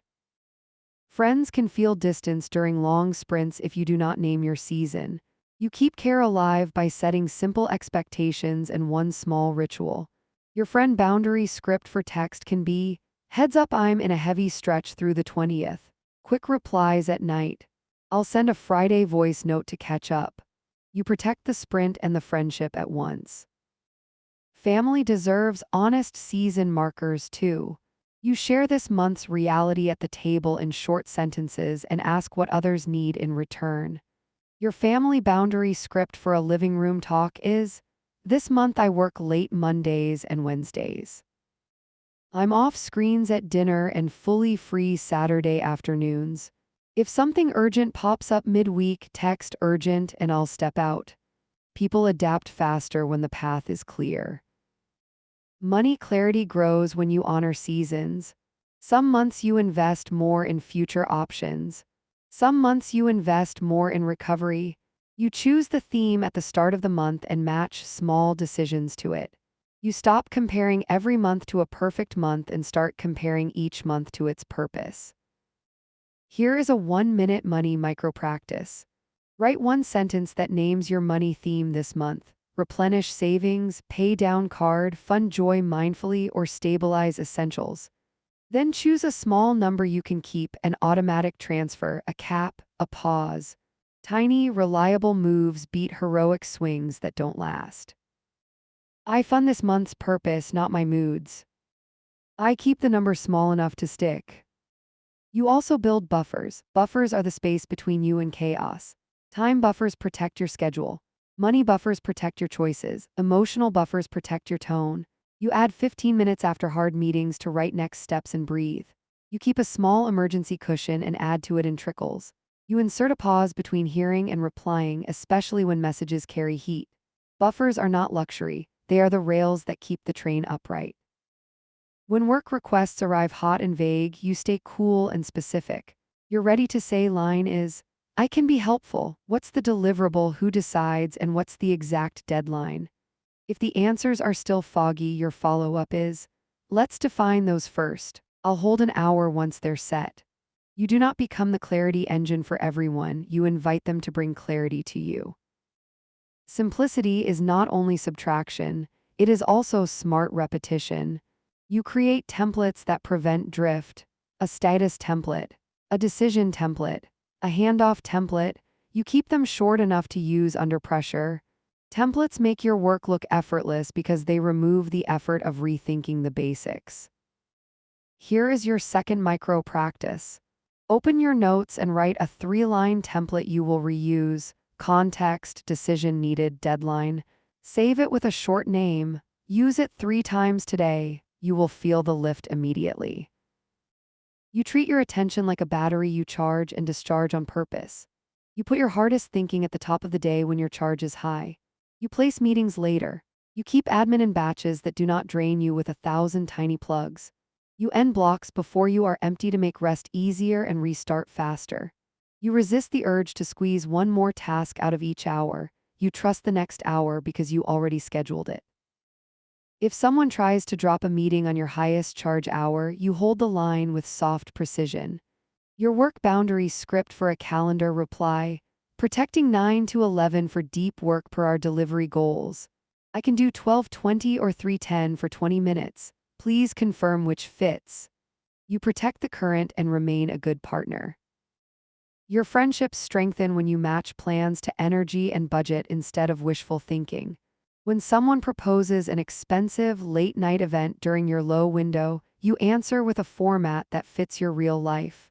I'm skipping late nights this month. Walk and tea Sunday afternoon would be perfect for me. No apology, just alignment. Family cooperation rises when chores and care work are not invisible. You make a simple, visible list with owners and time windows. You keep it short and rotate weekly. You are modeling fairness and clarity, not running a committee. The house grows calmer when responsibility is not a mystery. I trade silent frustration for spoken agreements. I plan for recovery like I plan for work. You reduce future friction by making your system forgiving. Forgiving systems have restart ramps. When you miss a day, you return without penalty. When you miss a transfer, you double a tiny amount next week, not a huge one. When you miss a boundary, you restate it without a speech. Perfection is brittle. Forgiveness is durable. Here is your third micro practice. Write a restart sentence for each lane: focus, movement, money, connection. For example, if I miss my morning block, I'll do 20 minutes at 3. If I miss my walk, I'll do 10 minutes after dinner. If I miss my transfer, I'll move $5 Friday. If I miss a check-in, I'll send a 2-line note tonight. Tape the sentences where you decide. You also practice attention hygiene in noisy environments. Open offices, busy homes, shared spaces, they all test your focus. You build a portable start ritual. Headphones on, timer visible, single result card in sight, first sentence ready. You carry the ritual anywhere. The brain links the cues to work and begins on command. If your workplace prizes fast replies more than finished work, you demonstrate a better way with proof. You post outcomes at predictable times. You align with stakeholders early and then go quiet to produce. When someone asks where you are, you're ready to say line is in production, status update at 3. You teach people to trust the cadence you set. Money gets easier when you reduce the number of places money hides. You simplify accounts, clarify labels, and move toward automatic where it helps. You remove overdraft drama by placing small alerts above 0, not at 0. You pick one day for bills and batch them. You keep one credit card open for planned purchases and leave the others frozen. Complexity looks fancy and feels stressful. Simplicity looks plain and feels powerful. Here is a 1-minute money micro practice. Rename one account with its job and move an alert to a number that gives you time to act. Then put a 5-minute bill batch on the same day each month. The calendar becomes a quiet assistant. I keep money where I can see it and decisions where I can reach them. I choose simple systems I can run on a tired day. You learn to separate mood from method. On rough mornings, you do not renegotiate the whole plan. You run the next step. On excited mornings, you do not add 5 new projects. You channel that energy into the anchor you already chose. Your method stays steady so your life stays steady. If a colleague pushes past your boundaries a second and third time, you escalate with clarity and documentation. Your work boundary script for a follow-up email, reaffirming that I'm unavailable 9/11 for delivery as aligned. I will respond after 11:30. For anything urgent in that window, call per team norms. If this remains a pattern, I'll bring it to our next team retro to align. You stick to facts and process, not emotion. When a friend interprets your budget line as distance, you stay close while holding the number. You're ready to say line is, I still want time together. My limit helps me show up relaxed. Let's pick something that fits both of us. You model comfort with your choice so others can relax around it. When a family member wants you to solve a recurring problem that drains you, you offer structure instead of a rescue. Your family boundary script for a calm talk? I can help you set a weekly plan and show you how I manage it. I can't be the emergency line for this every evening. You teach a system and protect your evenings. You also strengthen your ability to pause.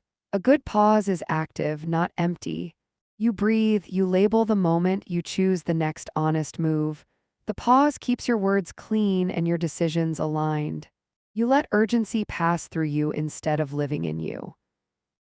Here is your fourth micro practice. The label and lead. When you feel a spike, anger, pressure, fear, say the feeling in one word under your breath. Then say, next honest move is, and name one action that serves your goal. Labeling lowers the heat. Naming leads you forward. Your daily architecture remains simple, open, deep, collaborate, admin, close. You keep the number of switches low. You also design a calm off-ramp from each block. You save the file, write the breadcrumb, reset the surface. Off-ramps prevent the crash that makes you avoid the next on-ramp. If you must work late, you do it as an exception with a re-entry plan. You choose one late night, not 3. You lower tomorrow's load in advance. You do not pay for productivity with tomorrow's focus, then act surprised by the bill. You run the numbers on time like you run the numbers on money. I pay attention to costs before I agree. I choose trade-offs in daylight. You keep social media and shopping in fences that respect your mind. You allow small, scheduled windows so you do not pretend and then binge. You log out after. You remove badges. You refuse to let algorithms write your day. You live by what you intend, not by what pops up. Here is your fifth micro practice. The 2-door phone rule. Before you open a tempting app, open your notes and write your purpose in one line. After you close the app, write whether the purpose was met. 2 doors in and out. If the purpose fails twice, you move the app to the last screen for the week. You use language that closes open loops. I'll confirm by 4. Decision by Tuesday. Next step is mine and I'll send it tomorrow. People stop chasing you when you give them a date and then hit it. Your own mind stops chasing you too. Work will always contain surprises. Your strength is not in preventing them, it is in absorbing them without cracking your day in half. You protect the anchor, choose the smallest rescue move, communicate trade-offs, and continue. The longer you practice, the faster you return to your beat. Friendships will always have seasons. Some weeks you are present in person. Some weeks you are present in small notes and honest limits. The relationship thrives when truth is steady and affection is visible. Families will always generate requests. You guide the flow with lanes, labels, and visible plans. You keep warmth while you keep your word. Money will always ask for choices. You keep your numbers simple enough to run and flexible enough to survive real life.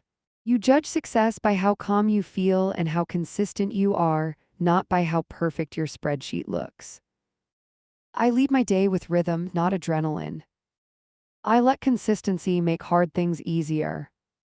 As evening approaches, you run a midweek audit that takes 3 minutes. Minute 1, write what moved the anchor and what blocked it. Minute 2, write one boundary you held and one you will restate tomorrow. Minute 3, look at your money theme and make the smallest transfer or adjustment that fits today. Then you close with gratitude for one thing your past self did that helped your day. You build affection for the person you are becoming. You now trust your method because it keeps showing up for you.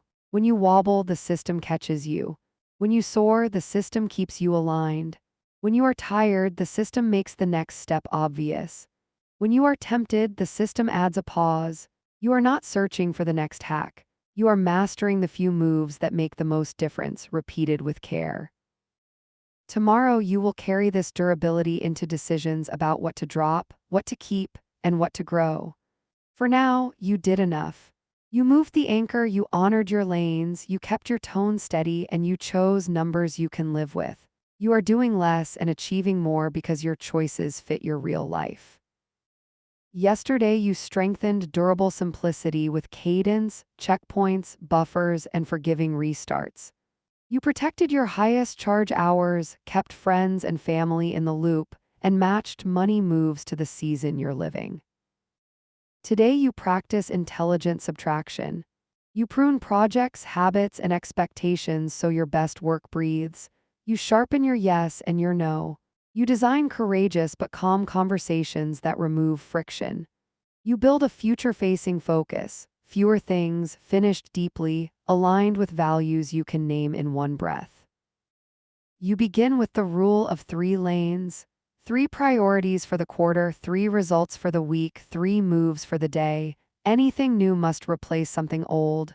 You stop stacking, you start swapping. Constraints do not shrink you, they aim you. Here is your first micro practice. Take 1 minute and write 3 lanes for this week. Under each, write one clear finish that would prove progress. Draw a small box beside each finish. When you complete one, check the box and say the sentence out loud. I finished what I planned. I do a few things fully and let the rest wait. I protect depth because depth delivers. Now you practice gentle offboarding. Not every commitment you made deserves to survive. You close or pause with dignity. You standardize 2 exits, the clean pause and the clean decline. A clean pause names the status, the reason, the review date. A clean decline thanks, states capacity, and offers one small alternative if appropriate. Your work boundary script for email, clean pause. I'm pausing the monthly report redesign after this cycle to protect delivery on the client launch. Current status and files are in the shared folder. I'll review on October 14 and propose next steps. Short, factual, forward. Your friend boundary script for text, clean decline. Thank you for inviting me. I'm keeping my nights quiet this month to stay sane. I'm passing this time and cheering you on. Let's walk Sunday at 4. You close the loop and keep the relationship warm. Your family boundary script for a face-to-face moment, clean pause. I can't be the weeknight homework helper this season. I'm available Saturday morning for one focused hour. Let's plan topics by Friday night so we use it well. You trade random access for reliable help. Money clarity strengthens when you offboard costs as cleanly as you offboard tasks. You give each subscription a job. If it has no job, it has no spot. You choose to fund memories and runway over mindless renewals. Small exits return big calm. Here is a 1-minute money micro practice. Open your statement and circle one recurring charge you barely notice. Write one line, job, joy, or junk. If it is junk, schedule cancel at the billing date and move the same amount to your account named breathing room. You do not just cut, you redirect. I pay for what I use and love. I free dollars to fund what matters. Subtraction requires honest language. You replace soft promises with solid agreements.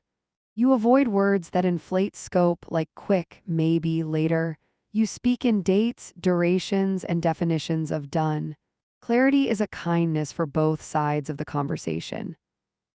When incoming work threatens your lanes, you default to trade-off talk. Your work boundary script for chat. Adding this would replace the Tuesday analytics handoff. Do you prefer I swap or should we keep Tuesday and schedule this Thursday? You do not defend your focus, you allocate it. When a friend suggests an all-day outing that would blow your energy and your budget, you reshape instead of vanish. Your ready-to-say line is, I'm a yes for a 2-hour window and under $20, walk, park, or coffee. You let the plan fit the life you're actually living.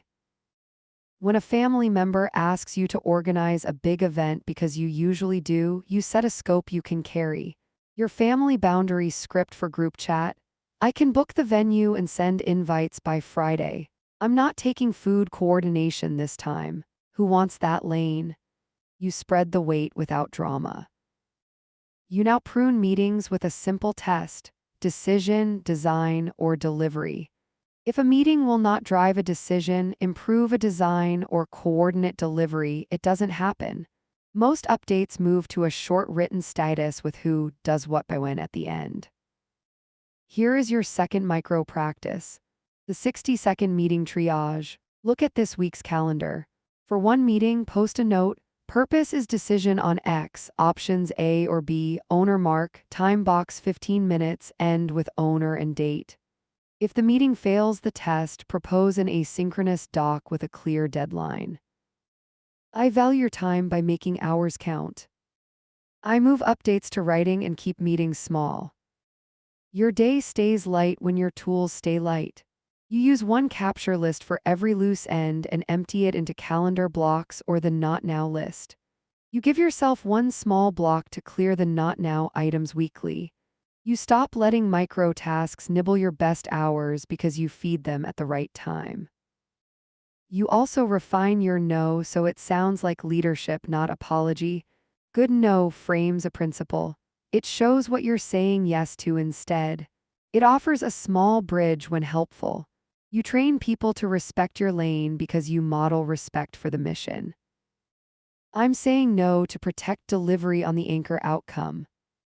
I can help with a 5-minute skim at 4, not a full review. I'm keeping tonight screen-free. I'm up for tea on Saturday.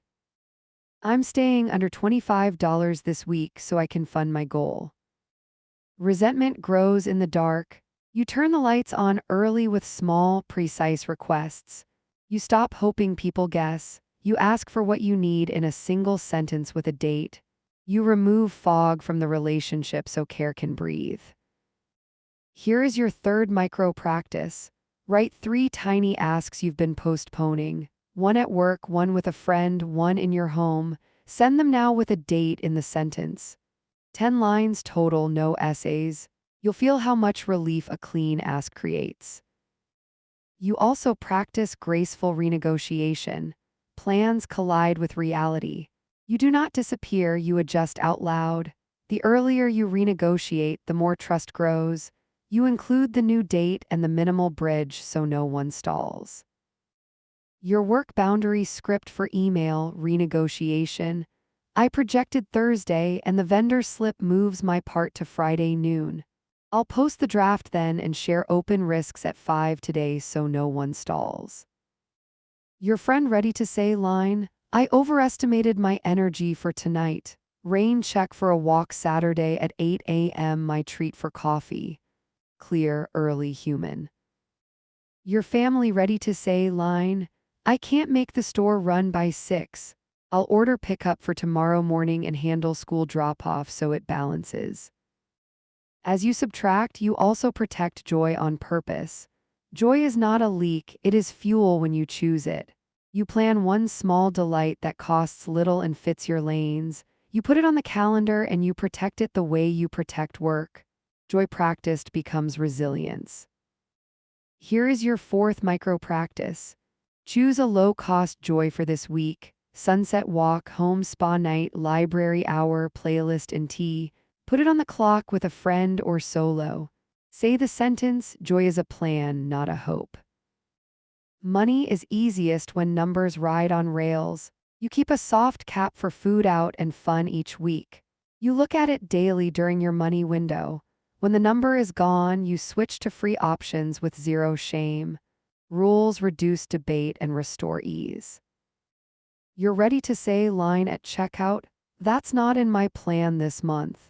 You're ready to say line in group chat. I'm in if we keep it under 15 each.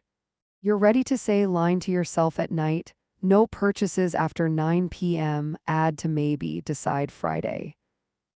Projects move faster when your finishes are wearable by other people. You attach a summary and the next step to anything you ship. You save colleagues from hunting. You save yourself from follow-up churn. Finishing is not sending a file. Finishing is making the next move obvious. Here is your fifth micro practice. Before you hit send on anything today, add 3 lines, purpose, current status, next action with owner and date. You will cut replies in half and earn quiet. Subtraction includes narratives you've outgrown. I must be instantly available. I must say yes to belong. I must fix everything to be loved. You trade them for a cleaner story. You are responsible for your word, your energy, and your budget. You belong because you show up consistently, not because you spend beyond your means or work beyond your health. I keep my promises small and strong. I belong without buying belonging. I help without erasing myself. I move slow enough to choose well. When tension rises at work because you are holding the line, you keep your shoulders low and your sentences exact. If someone labels your focus block as unhelpful, you respond with outcomes. Your work boundary script for a quick hallway moment. Protecting 9 to 11 increased on-time delivery by 30% this quarter. I'll be available at 11:30 to discuss anything that's blocked. You ground your boundary in results. If a friend makes a joke about your budget, you stay light and steady.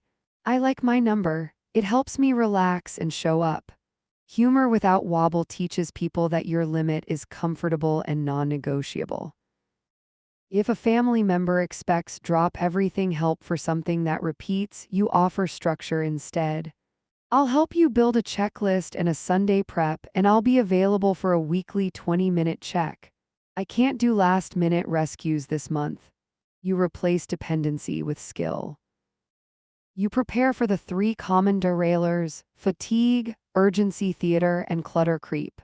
Fatigue gets a plan that shrinks the day without breaking it. Urgency theater gets questions that turn sirens into specifics. Clutter creep gets a daily 1-minute reset so the room matches the mind you want. Here is your 6th micro practice: the 1-minute clutter veto. Pick the surface you see most. Set a timer for 60 seconds. Remove anything that doesn't serve the next block. Put one object that signals calm. End with one breath you can hear. Your language to yourself becomes spare and sturdy. When you feel resistance, you do not negotiate with feelings. You give yourself one of 2 options: start a 2-minute timer or stand and breathe. You repeat until movement returns. The day rewards the brave 2 minutes you do, not the perfect hour you avoid. You keep your calendar honest by enforcing end times. Overrun is a debt you pay with focus. You make small meetings end on time by naming the decision early, assigning the owner, and landing the next step 5 minutes before the end. You close Zoom, then write the summary while the ink is wet. You leave nothing loose to tangle your next hour. When money conversations with loved ones feel loaded, you slow them down and shrink them. You switch from big theory to the next decision. We can spend $40 on takeout tonight or cook and put the 40 toward Saturday, which feels better. Decisions get easier when they are local and specific. Here is a 1-minute money micro practice. Write 2 menu pairs for this week: spend or save, joy now or joy Saturday, convenience or breathing room. Decide once in daylight and follow it at night when willpower is thin. Your future self thanks you. You cultivate a bias for written clarity. Spoken words evaporate. Written words hold shape. After any important conversation, work, friend, family, you send 3 lines that capture the decision, the owner, the date. You turn talk into traction. Your attention keeps its power when you carry the simplest ritual everywhere. Headphones, timer, single result card. You can work in a kitchen, a quiet car, a busy office, or a library corner. Your ritual travels, your focus follows. I begin now with what I have. I finish small so I can begin again. As the day unfolds, you notice how subtraction feels in the body. More breath, less jaw tension, shoulder blades sitting lower. You measure progress not by how much you touched, but by how many doors you closed. Each closed door frees energy for what remains. If the afternoon goes sideways, you run a 2-step rescue.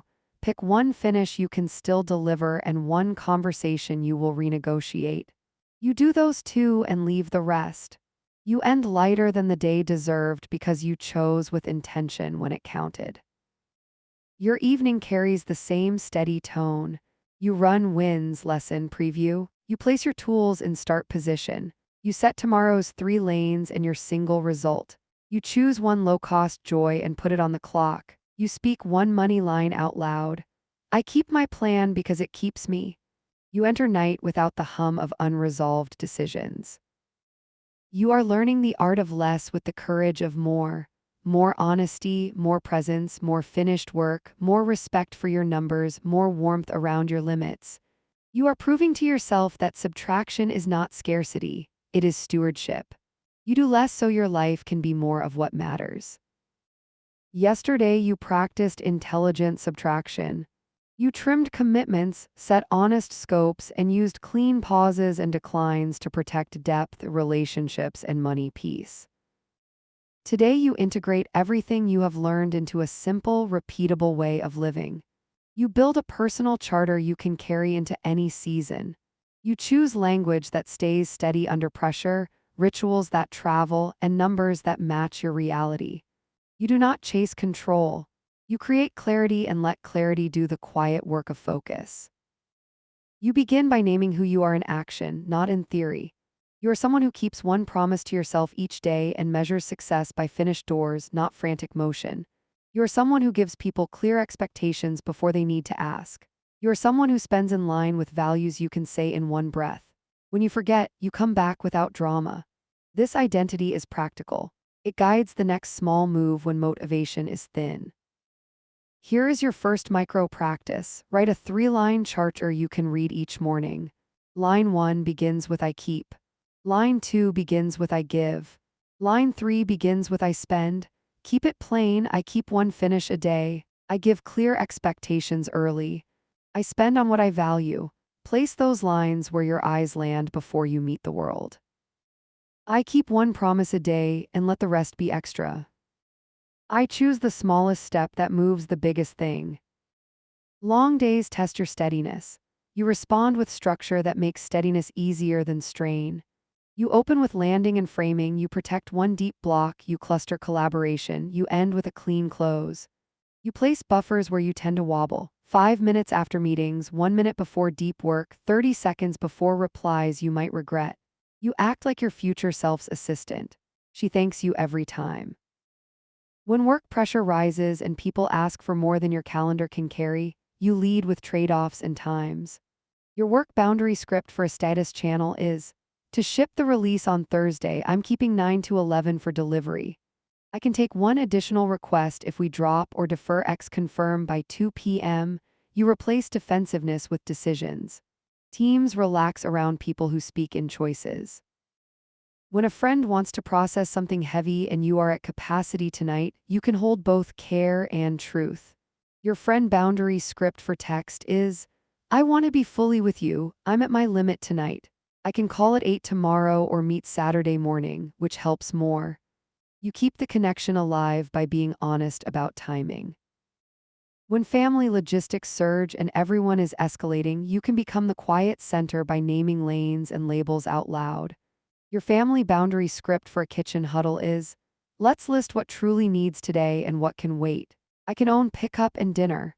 I can't add store runs tonight. If something becomes urgent, say urgent first. You turn heat into a plan people can touch.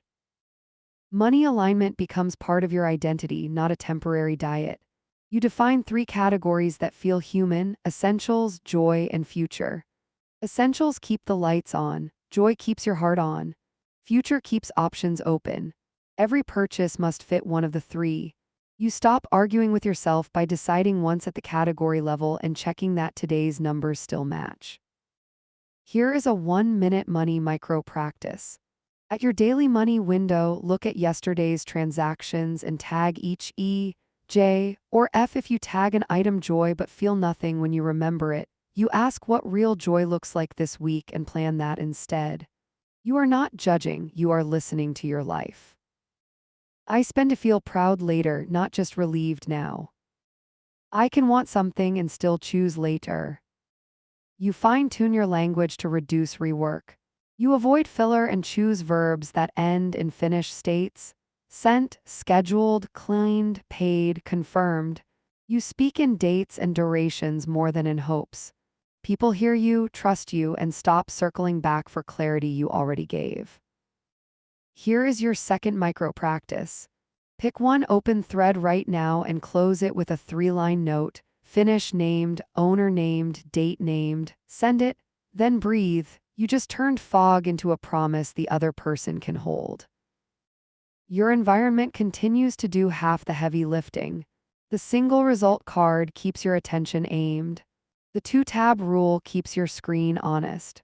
The 1-minute surface sweep before deep work tells your nervous system it is safe to narrow. You keep your phone as a gate, not a leak. You decide how it can interrupt you and when. You live by design, not by alerts. If a colleague keeps treating your focus block as optional, you escalate with facts and kindness.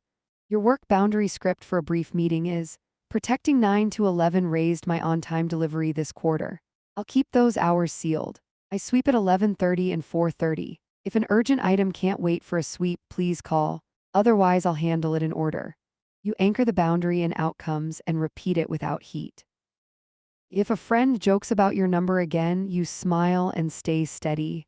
I like my budget. It lets me show up relaxed. I'm still in for the parts that fit. Jokes lose power when you refuse to be embarrassed by your clarity. If a family member leans on you for repeated last-minute help, you trade scramble for structure. I can do a standing slot Sunday at 3 to review the week and plan together. Outside that, I'm available for true emergencies. You remove resentment by removing guesswork. I am generous inside my real capacity. I can be loving and firm in the same breath. You keep meetings lean by using a universal opener. The decision we need is X options on the table. A and B the owner is why time box is 15. You end 5 minutes early with who does what by when. You write and send the summary immediately. You will gain hours back you did not realize you were losing. You also normalize asynchronous collaboration. You write short memos that carry context, choices, and a recommendation. You ask for comments by a time and close the loop at that time. You protect the hours where real work happens. Here is your third micro practice. Before your next meeting invite goes out, try the memo-first approach. Send a 1-page note with context, options, recommendation, and a comment by time. Hold a 15-minute backup only if needed. Notice the quiet that returns when people think before they talk. Your sense of time becomes accurate and kind. You estimate in real blocks and add buffers for transitions. You schedule white space you are not allowed to bargain away. You treat buffers as appointments with your nervous system. When you defend buffers, the rest of your day rises in quality. Money buffers matter too. You keep a small cushion that lets you absorb a surprise without panic. You add to it in trickles and label it with a feeling that motivates you. Breathing room. You celebrate transfers that look small on paper and feel big in your chest. Confidence comes from seeing a plan you can actually live. Here is a 1-minute money micro practice. Move $5 to your breathing room account right now and whisper the feeling you are buying. Then open your maybe list and move one item you still want after 7 days to a specific date in your calendar. The signal to yourself is clear. You are in charge of when, not your impulses. I direct my money on purpose and let regret go. I choose rails that make good choices easy. Your relationships glow when your boundaries are predictable. People stop bracing for your no because it arrives early, clean, and paired with options when possible. You stop bracing for their reactions because you trust your reasons and your tone. You are creating a culture around you where clarity feels like care. You strengthen your restart muscle so setbacks do not become stories. When you miss a block, you run a micro repair and re-enter. When you break a spend rule, you note it and return at the next window. When you slip on a boundary, you restate it and carry on. You let imperfection be information, not identity. Here is your fourth micro practice. Write one sentence you will use after any wobble. I return now by doing the next true step. Put it where you decide. When shame tries to narrate, read the sentence and move. Some days require more courage than planning. You may need to say no to a respected person, decline a shiny purchase, or end a tradition that no longer serves you. Courage is calmer when your calendar and your numbers already reflect your values. The sentence lands softer because your life already matches it. Your ready to say lines are simple and strong. I can't add this without dropping something, which should move. That's not in my plan this month. I'm available for a 2-hour window and I'd like to keep it under $20. I'm off chat 9 to 11 to deliver. I'll circle back at 11:30. Short sentences, steady spine. You also practice the art of closing loops gracefully. When you finish a project, you do not disappear. You send context, what shipped, what remains, and your recommendation for next steps. You propose timing, you prevent drift. The closing move is part of the work. Here is your 5th micro practice. Pick one open item and write a 2-paragraph closeout. What's done, what's next, owners and dates. Send it. Watch how it reduces follow-ups and increases trust. Your evenings become a homecoming. You step into the house and into yourself. You place your phone away during dinner. You mark your wins, name your lesson, and write tomorrow's single result. You place your tools in start position. You choose a small joy you can pay for without stress. You tell yourself the truth about today and let it be enough. If tomorrow looks heavy, you lighten it the night before by making 2 decisions right now: what you will not do and what you will finish first. You sleep better when you stop pretending and start selecting. At work, you carry your identity into leadership moments. You invite fewer, better meetings. You share outcomes, not hours. You create templates so others can move faster with less confusion. You advocate for deep work not as a personal preference but as a delivery strategy. People follow the calm that delivers. With friends, you cultivate simple rituals that fit your life: a weekly walk, a Friday voice note, a monthly dinner with a clear budget. You let presence be consistent, even when lavish gestures are not. Relationships grow in reliable light. With family, you keep lanes visible and agreements reviewed. You honor your availability and you honor theirs. You build a household that runs on simple rhythms, not last-minute heroics. Everyone breathes easier when the plan is plain. Your money becomes a mirror of your values. You spend on what you will remember, save for what will free you, and say no to what will clutter your life and your mind. You treat each dollar like a vote for the future you want to live. The votes add up. I am building a life I can keep. I let small, honest choices move me farther than big, loud promises. As you close this journey, you look at how far you have come. You wake into days that start on clear rails. You protect your high hours without apology. You speak in dates and finishes. You set budgets you can live with and enjoy. You hold lines without heat. You repair quickly when you wobble. You do less, you achieve more, you end lighter. Carry this method forward with tenderness. Keep one promise a day, protect one deep block, speak one clear boundary, make one honest money move, choose one small joy. The rest is repetition, steady, humane, and yours. Thank you for listening to Queen Audiobooks. May these words keep serving you when the world gets loud and when it gets quiet, when you are strong and when you are tired, when you know the path and when you need a sentence to find it again. You already have what you need: a calm voice, a clear plan, and the courage to keep your word.